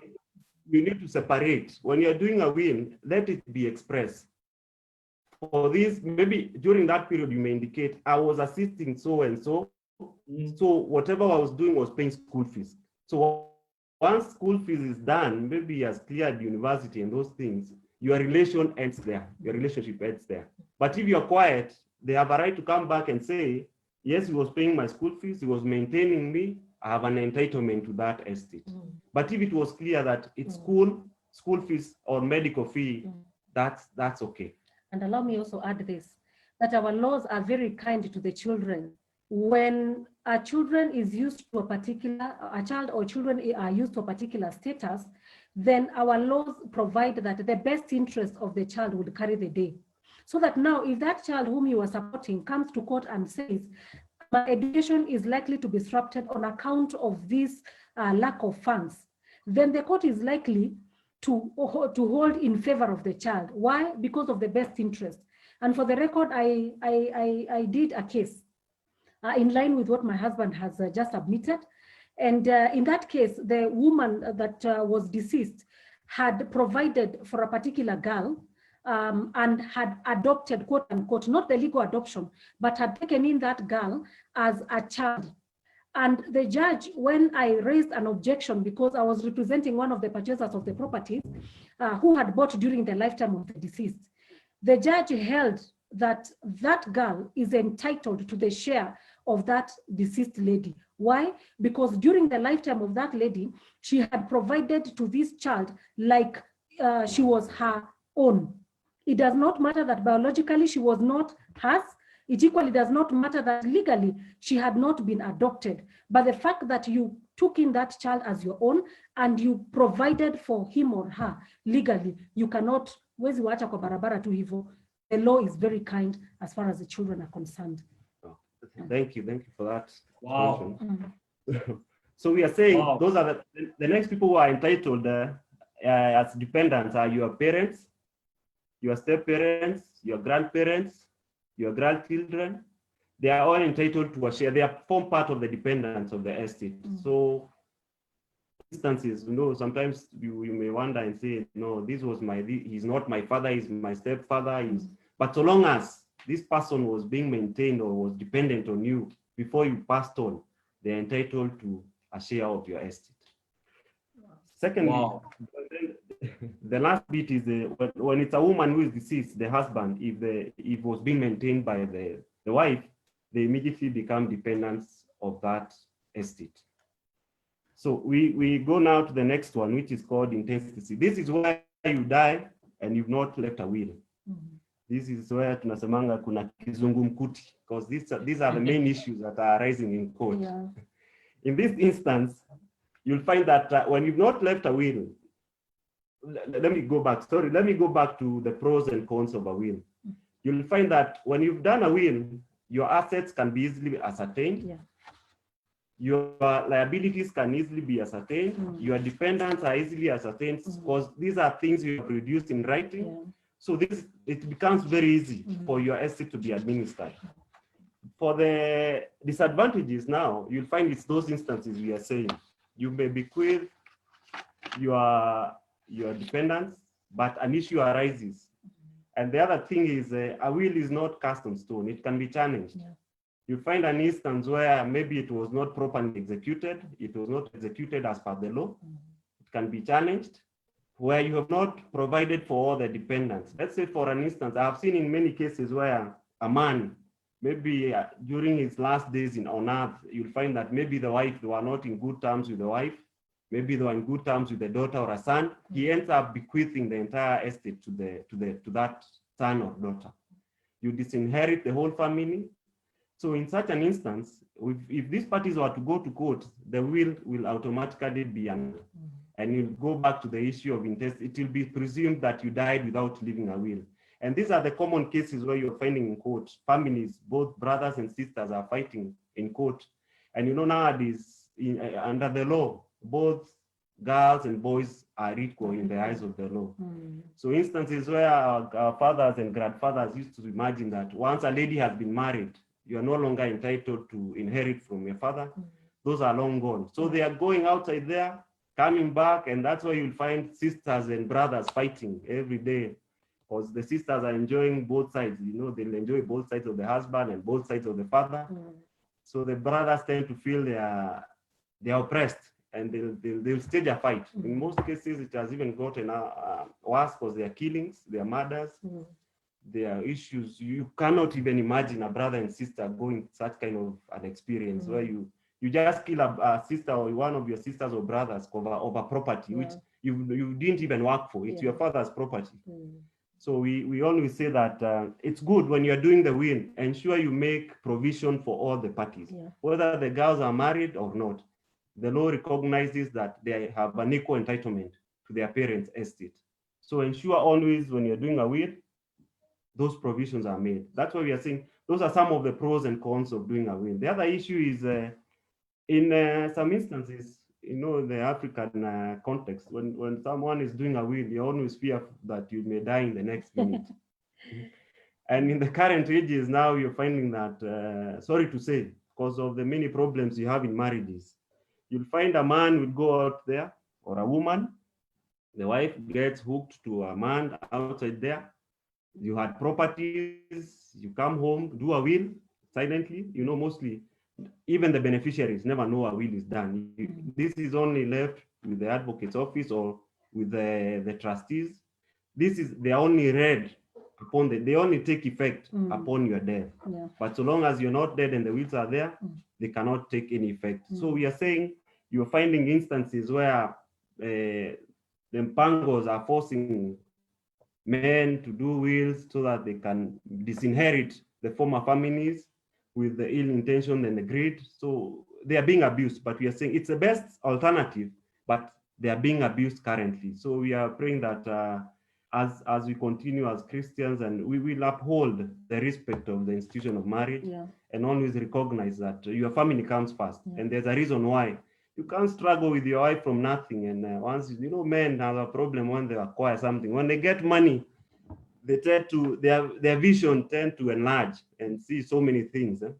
And we say we fall into traps that we may not wish to. So we are saying, just be careful when you're doing a will, ensure there is equal provision and cover all the dependents. So on the case, I'll go to the case of intestate. This is why I was saying that you've not left. Sorry, Wakili, before you leave there, and I know this is a question in many ladies' minds. So what is the fate of the legally wedded woman when a side dish comes in? You know, maybe they don't even get married, or perhaps they even get married. How are the interests of the first wife protected? Because we have some gold diggers who don't want to start from ground zero with a man. When they see a man has succeeded now, they keep shaking their behinds from Cape Town to Cairo, and they're elated that they finally got a man who has a mansion and property, and they pretend to be in love and they get married, but all this while they are after the man's property. So, I mean, does this lady who came the other day get to share the same amount with a woman who has labored for 30 years? And unfortunately, let's say that, as you said, those are the most unfortunate circumstances.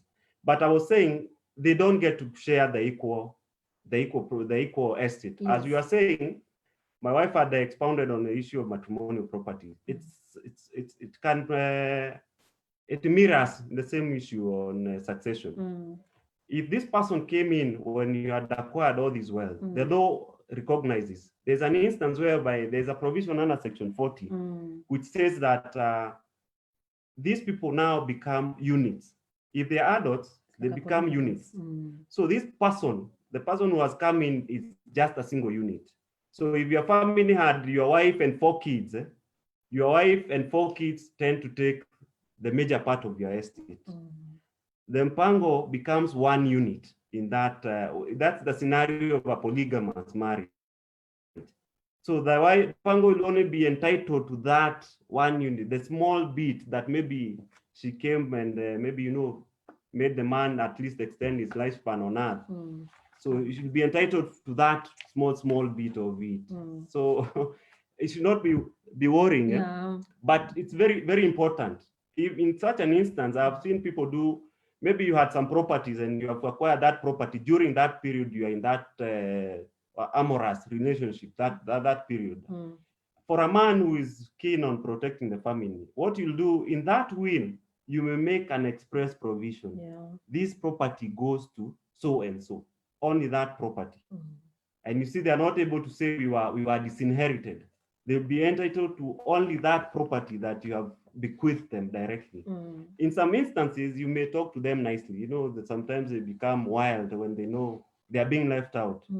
What I've seen in some instances, you'll find men buying some property, transferring it into their name, and ensuring that they'll never turn their face to their families. But this is also a great risk because they are never satisfied. They don't always want to push the family to the wall to recognize them. But we should. It's the best thing is to ensure that you made that direct provision. Okay. So allow me also, Pastor Andrew, to add in or to that question which you've asked. There is a growing jurisprudence on the nexus between the law of succession and the law of matrimonial property, where in cases where the deceased was either polygamous or divorced the first wife and married a second one, courts consider the fact that part of the estate may have been acquired from the contribution of the former or first wife.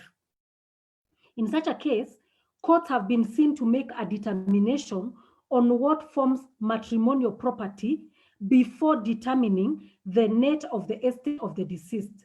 This therefore means that as long as former wives and or first wives can prove contribution, part of the property of the deceased is awarded to them as their share of matrimonial property before the rest can be distributed in line with the law of succession. And I am handling such a case currently. It's a dispute that has been in court for the last 13 years. And in that case, the person who petitioned the court is a former wife, officially divorced. My client gets married as the second wife and finds an established estate. And so she moves court and tells court that this woman who came and petitioned this court is no longer a wife of the deceased because they had been legally divorced. And she produces the decree for divorce. When she does that, the court orders that the grant that had been issued to that former wife be revoked because she has no interest in the estate of the deceased as a wife, but as a former wife. But then this former wife places a card before court and says that in the course of coverture, in the course of the marriage, I had contributed 80% of what we have today. And or if the court does not find my contribution to be equal to 80%, I would have contributed 50%. And so this first wife or former wife asks the court to make a determination as to her contribution of the estate first before the court can proceed to distribute the other remaining estate. That is the case that I'm waiting for the court's determination. What I, however, know is that the former wife will not go home empty-handed. She will have a share because she is able to prove what she contributed. However, in this unfortunate case, we are likely to carry the day. Sorry that I'm representing the other woman. We are likely to carry the day for the simple reason that the contribution was not proved. There are no documents to prove that she actually did that. So as far as I'm concerned, I have a very easy task only prove to court that the estate herein is in the name of the deceased and that contribution was 100% by the deceased, and the properties would sadly and regrettably be divided into two. That is the reason why, Pastor Andrew, you would not become a lawyer. I honestly, The law has a 3-letter word. Can I convince you otherwise? Can I convince you to excuse yourself from that? We already concluded the matter. Unfortunately, even the second wife is not a wife of yesterday. This is somebody who has children in university.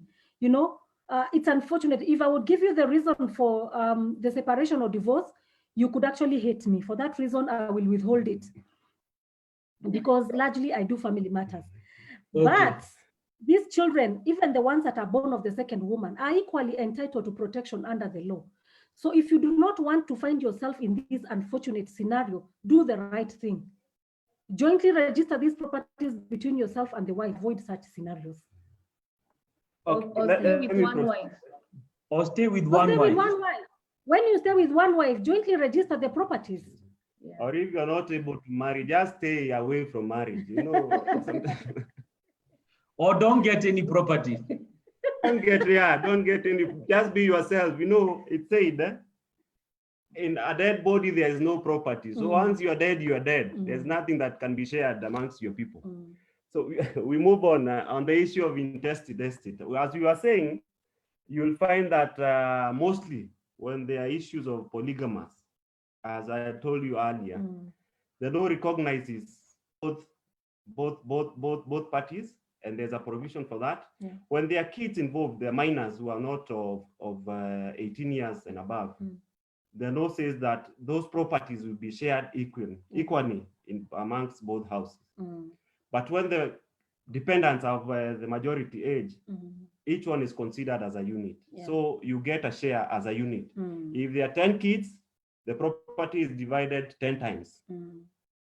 So if it cannot be divided, it's sold, and the money it's shared in terms of monetary. They encourage, therefore, to get children. So blessed is the man whose quiver is full of them, even in inheritance. So the first wife, if the first wife had 10 kids, that house is the beneficiary, because they'll get 10, or the 10 units go to that house. If the other wife had one child, you're just entitled to that small share of the estate. So I don't know where we fall. So in this instance of intestacy, the law recognizes a party, one of the beneficiaries may petition the court for letters of administration. The law recognizes the first person in priority is a spouse, the wife, if she's not deceased. The husband can also take up if they're not deceased. Then the next are the beneficiaries, maybe the children of the family. If that is not possible and both parties are not there, it now goes back to the government through the public trustee. This is a department under the Attorney General, which purely deal with issue succession. They come in when there are no parties in respect of an estate. So the government is able to take up and ensure that the estate is distributed to the beneficiaries. In cases where you had maybe debts and the parties who have been left are not willing to take up letters of administration because of the debts, the creditor of that person, the person maybe whom the deceased owed some money or had sold some properties but had not transferred, has also a right to go to court and petition the court to be given letters of administration to the extent of what the estate owed him, not the entire estate, to the extent of what was owed to him by the estate. Maybe if the deceased had sold some property, this is where many people make a mistake. You'll find that you buy some property from a person, you don't transfer that person, that property, or rather, you keep the titles, you keep the transfers in your cabinet, saying you'll transfer. This person dies. You see, once that person dies, you'll be required to go through the entire process of succession. So in that instance, families may realize this property was sold, yes, but the net value has increased. So what will they do? They won't take up letters of administration. They'll keep on taking you in circles. They won't transfer to you. But the court covers, the law covers you as a creditor, the person who has bought that asset from that estate. can move the court to the extent of what you bought from that estate, to be given letters of administration and ensure that you get the portion and leave what is not yours. Yeah. In these instances, there are processes. So long as the estate has no administrator, you know, there are instances where parties are not willing to take up letters of administration. Kuna naitanga kushtaki kifo. So they fear that issue of kushtaki kifo. And maybe others are benefiting. You'll find an instance where it was a vast estate and maybe the mzee died without a will. There are people who are benefiting. Maybe the children are taking rent, the wife is taking rent, and they are not willing to cut that type of taking rent. You'll find they are not interested in taking up letters of administration. So what happens, they'll keep on moving around, benefiting. In that instance, it's required, the beneficiary can move the court. If they don't move the court, mostly we say there are people who could be interested. Maybe a party has refused and there are people who are interested. There's a process called citation. You invite the court to force that person to take up letters of administration so that they're able to administer that estate within the stipulated period. In this, we are saying in this type of succession, the intestate, it's very difficult because you'll find all manner of people. You'll find a person who come from nowhere saying, the same instance, dependents, I was being provided for. This was the house that I'm living in had been given to me completely. It had been bequeathed to me. Though there are no documents, those are issues that are thrown during that period of time. So it's always good to ensure that once a person has passed on, as quickly as possible, ensure that the execution process, the succession process has started to avoid wastage. Because these are instances where you'll find people grab whatever you have, whatever you can hold, and ensure that this is not, you'll find, you know, what is subject succession is what is registered in the deceased name. Yeah. So whatever was not registered, and maybe someone was living in your house, it was not in your name, someone was driving your car, it was not in your name, they take up those assets and it's very difficult for the estate to pursue that. So it's always very good that once a party has passed on, ensure you consolidate all the assets, ensure you do all the benefits, and initiate the legal process of succession so that these assets can be distributed immediately to avoid wastage and also misuse by other parties. In this instance, there's a process when you're applying for the grant, and the initiating process, you have to first get a letter from the chief who introduces you to the court, and say, these are the dependents, this is the spouse, these are the kids, these are the beneficiaries of this estate. Let the court start assisting you. Once you've done that, there are forms you fill. You fill that for, there are 3 forms. Once you fill them, it's gazetted. The issue is gazetted at the Kenya Gazette, and parties are given 30 days. During the period of 30 days, if someone has an issue, if you have an interest in that estate, you are required to bring forth the objections, you are required to bring forth your interest so that the court may now know the people who are concerned in that estate and the assets concerned in that estate. In that instance, when you keep quiet, again, the first grant is issued. There's one we call the initial grant. That one again gives one party the powers. At that particular point, an administrator is appointed by the court, and you are given up the powers to deal with that estate to the extent that you are able to consolidate it and identify the assets, identify the beneficiaries, and come up with a mode of distribution of that estate. At that instance, you will find that an objection may be raised. Maybe there was another woman who was outside there, there was another man who was outside there. They may come and say, this person was my wife, this person was my husband, so I'm entitled to an interest in this estate. So there are those things we call objection proceedings at that particular time. Those issues must first be determined before your estate is distributed. Again, this is where the creditors now will come in and say, I had an interest in this estate. I had bought some property. I had the mzee or the madam who was passed on owed me some money. This is my debt in regard to this estate. These are the liabilities. So they have to be identified at that particular point. Once the initial grant has been issued and all those issues are sorted out, you are given 6 months. After 6 months, the grant is confirmed. Yeah. At this level of confirmation, this is where now the assets are distributed. It's identified, this asset goes to so-and-so, this property goes to so-and-so. But prior to that, all the debts must be paid first. The funeral expenses must be catered for first. They must be considered. If there was someone who had maybe rendered some services to the estate, they are paid at that particular point.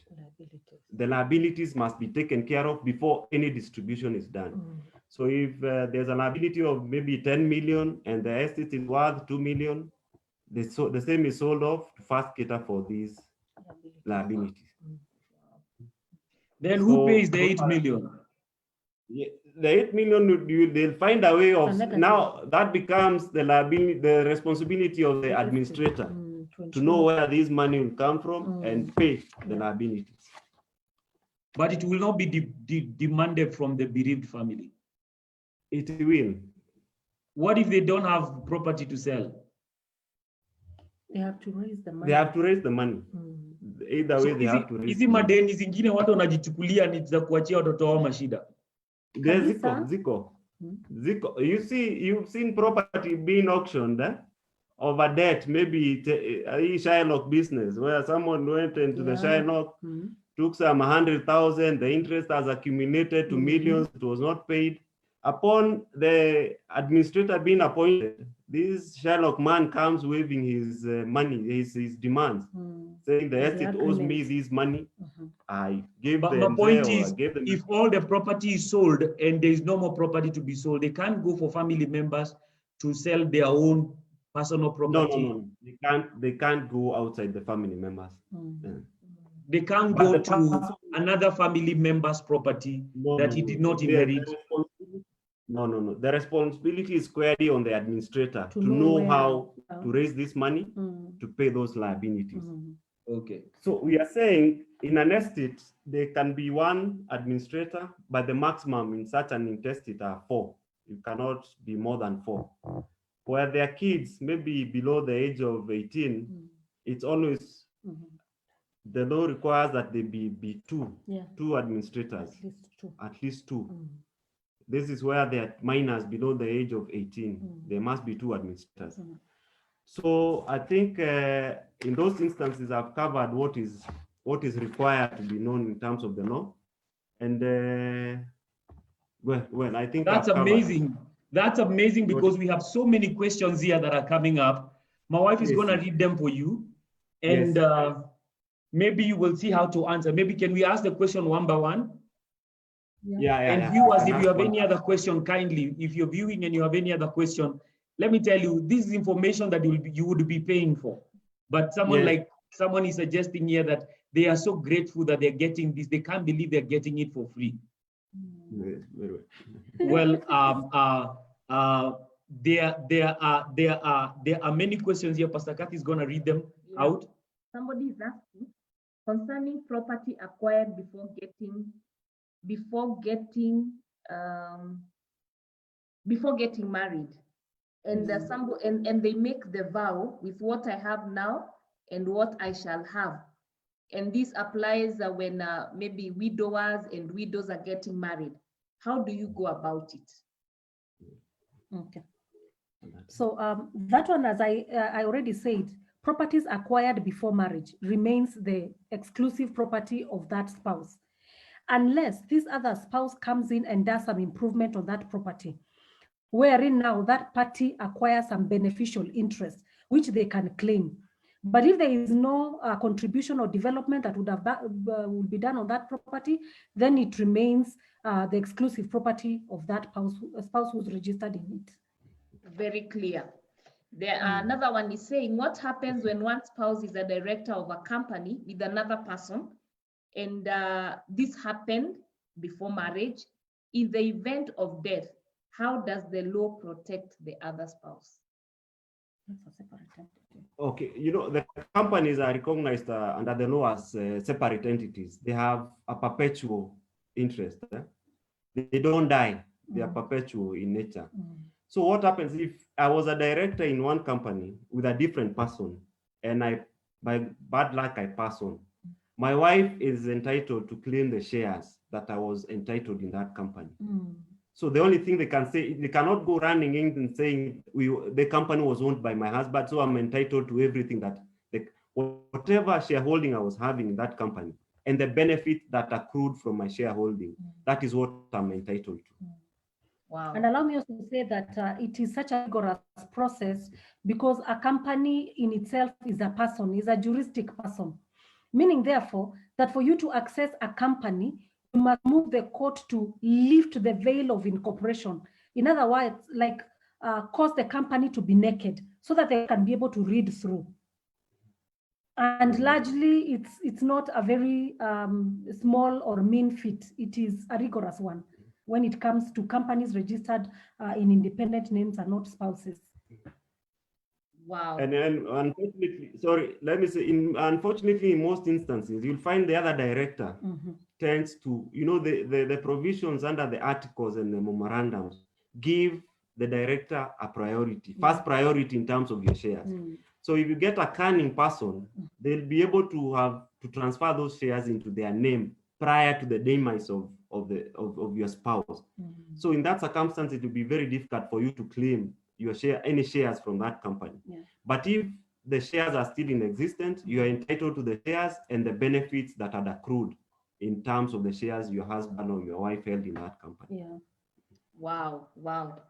Another one is asking, does it mean even if you had joint names on your property, other dependents can claim to get shares from the same? No. What we say in terms of joint registration, upon the demise of one party, it automatically vests in the other party, the surviving spouse. So at that instance, that estate does not fall within a distributable range. So you'll only be entitled where the property was registered in the name of the deceased alone. So when you jointly register, you spare your spouse the agony of being dragged through courts and administration processes to prove ownership. Those kids you paid school fees for out of a charitable heart cannot come to claim. Automatically it vests into your name. Okay. And that is why we highly encourage joint registration. Even the process of transition from one spouse, the deceased spouse to the surviving spouse, is usually very, very simple. Very true. Okay, somebody else is asking, there is this issue of wives fighting about who will bury the husband. Does it have any advantage in the law? No. In that instance, unfortunately, the whole issue is not about burying the husband. The whole issue is recognition. You want, before this man is put 6 feet under, they know your existence somewhere. So as the law recognizes, if there is no property in a dead body, you cannot share a dead body. So the whole essence is not fighting about the burying, it's about recognition. So ukiona wakipigana vita hapo.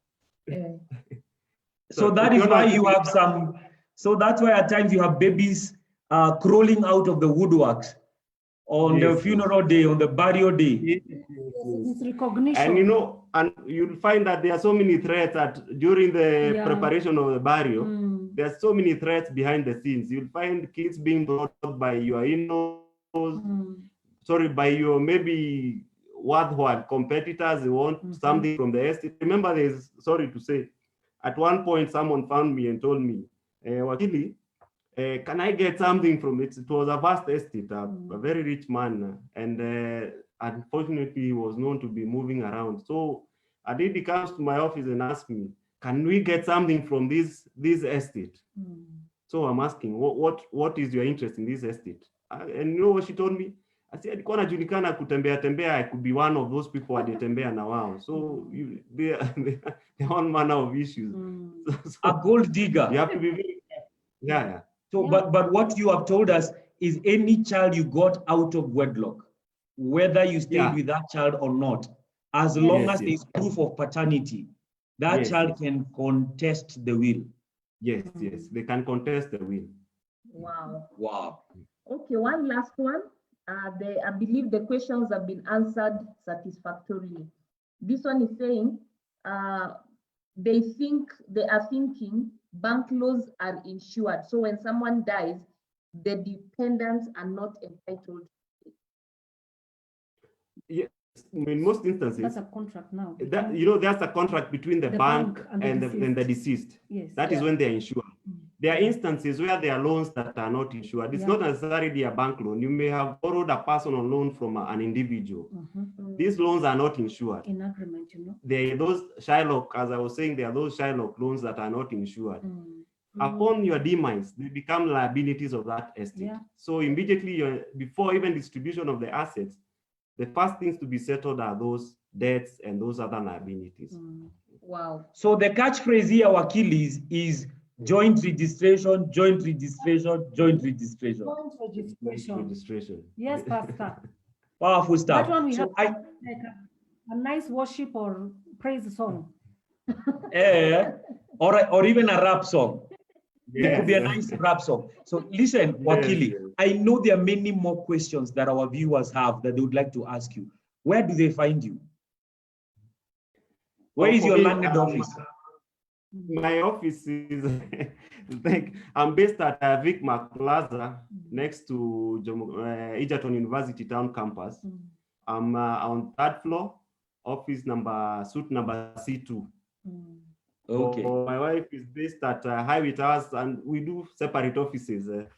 She's based at Highway Towers, 8th floor, room number 807. Yes. Moja anakulia huku, mwingine anakulia huku, mnakutana home. Lazima mtege. Abundance of caution. Goya. And for the people who are outside, who are not in Nakuru, maybe an email address, a phone number. Okay, my phone number is 0721 230 225. I trade under the name of Mukira and Associate Advocates. 230? 225. Okay, I want to write it here for them. 230 225. Okay. Thank you so much. Wonderful. Sorry, my wife's one is Elizabeth Ongari and co-advocates. Her number is 0724 396 320. For all our viewers, I am sure you would want to learn more of this. We are going to be having a lengthy family law session in our classes in the forthcoming online marital classes that begin the first week of August. I believe that amongst other advocates, we will be having the Bokeras teaching us in that online class. I want to encourage as many of you as can to kindly register for the class. You can write to us on the Gmail familybora101@gmail.com. You can contact us using the number that is being shared right now on the platform we are broadcasting this from, or you could just write it down 0729 360 You can email us, like I just said, on familybora101@gmail.com and register for this class. I tell you, this class is going to be transformative. It's going to be a turning point in your relationship. We believe in all-rounded wisdom. Go beyond feelings and get to know about the legal side of your marriage. Don't just eat chocolate and drink coffee and smell flowers. Don't drink yourself silly on coffee and smelling flowers. This is real life. And if you're not careful, some men and women out there can play you. It's just that some of us are God-fearing, but even when we are God-fearing, it is important that we follow the wisdom the Wakilis have shared us. Joint registration. I love my wife so much that upon my demise, I don't want to leave her stranded. You know, she jokes when I say I'll die at 100. She says she'll die at 99 because we are 1 year apart. And she keeps joking, we'll die on the same day, you know. But my point is, we never know when we'll die. By God's grace, we'll not die before our time. With long life, God is satisfying us. But having said that, when you die, your family will be left living. See how you can cushion your family from unnecessary court battles. See how you can protect your family from, you know, your brothers and sisters that don't care about you. You last saw them 10 years ago, but where kosa tu fanya makosa ukufe, they will show up crying crocodile tears just to hustle and stress up your wife and children. See how you can protect your spouse and your children. I know we have learned so much tonight. We're going to be continuing next weekend. We're going to be having very, very interesting guests coming up. But I want to remind you again, please register for these forthcoming online classes. We have 2 weeks to go. Visit my YouTube channel, subscribe and press the notification button, and kindly also follow me on this page and like this page. Follow Pastor Kathy and like her page. Follow the Mukeras. I don't know whether you're on Facebook or on TikTok. Whatever platform you are on, what's your social media platform? I have a Facebook, but it's not a page. It's just my account on Facebook. Okay. And yes. But the main way to contact you, like your hubby said, I trade under the name, you know, that one. Yes. So basically you prefer emails, yeah? Yeah. Okay, no DMs. Okay, No DMs. So thank you so much, all our wonderful viewers. I want to once more, before Pastor Kathy can pray for us, I want to appreciate again Samuel Nderito for having joined us tonight. Ngaruya, Wainaina, Flora, Kiprop, Rono. She's saying, God bless you, great people. You have truly impacted our lives. Knowledge is power. Josh Kamau, my lovely, wonderful brother-in-law, Wakonyo Muniale again, Bella Reed, Lucy Simayo, Jane Ali, Paul Lemayan, pastor from Ngong, Trevor Raquel, God bless you. Joseph Akaka is saying great stuff. Faith Ombima, she's appreciating for the rich wisdom. Joroge Boniface, he's saying thank you very much. The Mokeras, great wisdom. Catherine Karemi, thank you so much. Purity McKenna, Suzita MJ, Joe Orlando, Namu Carol, all of you wonderful people. I may not read Pastor Bob Wanjao from Kikuyu. There's this lovely lady from, or this lady with a lovely name, am I in trouble? From Germany that has also appreciated, I'm just trying to get her name again. Mfalme Ada Maina, Winnie Maina, she also had a lot to say. She said, I love that this discussion is being done in a chat setup. She's a lawyer or she works in the legal system somewhere. Most times Christians ignore such things, and when they come to bite spouses, cry foul, yet it could have been prevented or dealt with if the duo had knowledge. Kudos Pastor Andrew and Pastor Kathy for being pace setters in a realistic angle. All of you wonderful people, we appreciate your kind encouragement, and thank you for hanging out with us tonight. We hope it will not be too much to ask for your company next weekend as well. We trust that you're going to be learning a lot. The good Lord bless you so much. Kindly visit the Mokeras for top-notch legal advice. You can tell from those passport images that they are clever heads. They have wisdom that you need, and may the good Lord bless you in the name of Jesus Christ. Did I leave out anything? Okay, if you're married, remember to have a good night tonight. God bless you. For all the singles, you can hug your pillow tight, and may God keep you until you get married as well. God bless all of you. Let's pray. Wow, thank you so much, the Mokeras. That was informative. I've learned stuff that I've not had before, and may God bless you in Jesus' name. Let's pray. Father, we thank you for the wonderful session we've had tonight. Thank you for we have increased in knowledge. Thank you, Father, for we shall not make foolish mistakes in the name of Jesus Christ. But thank you because we shall not die before our time. But thank you for you are preserving our marriages in the name of Jesus Christ.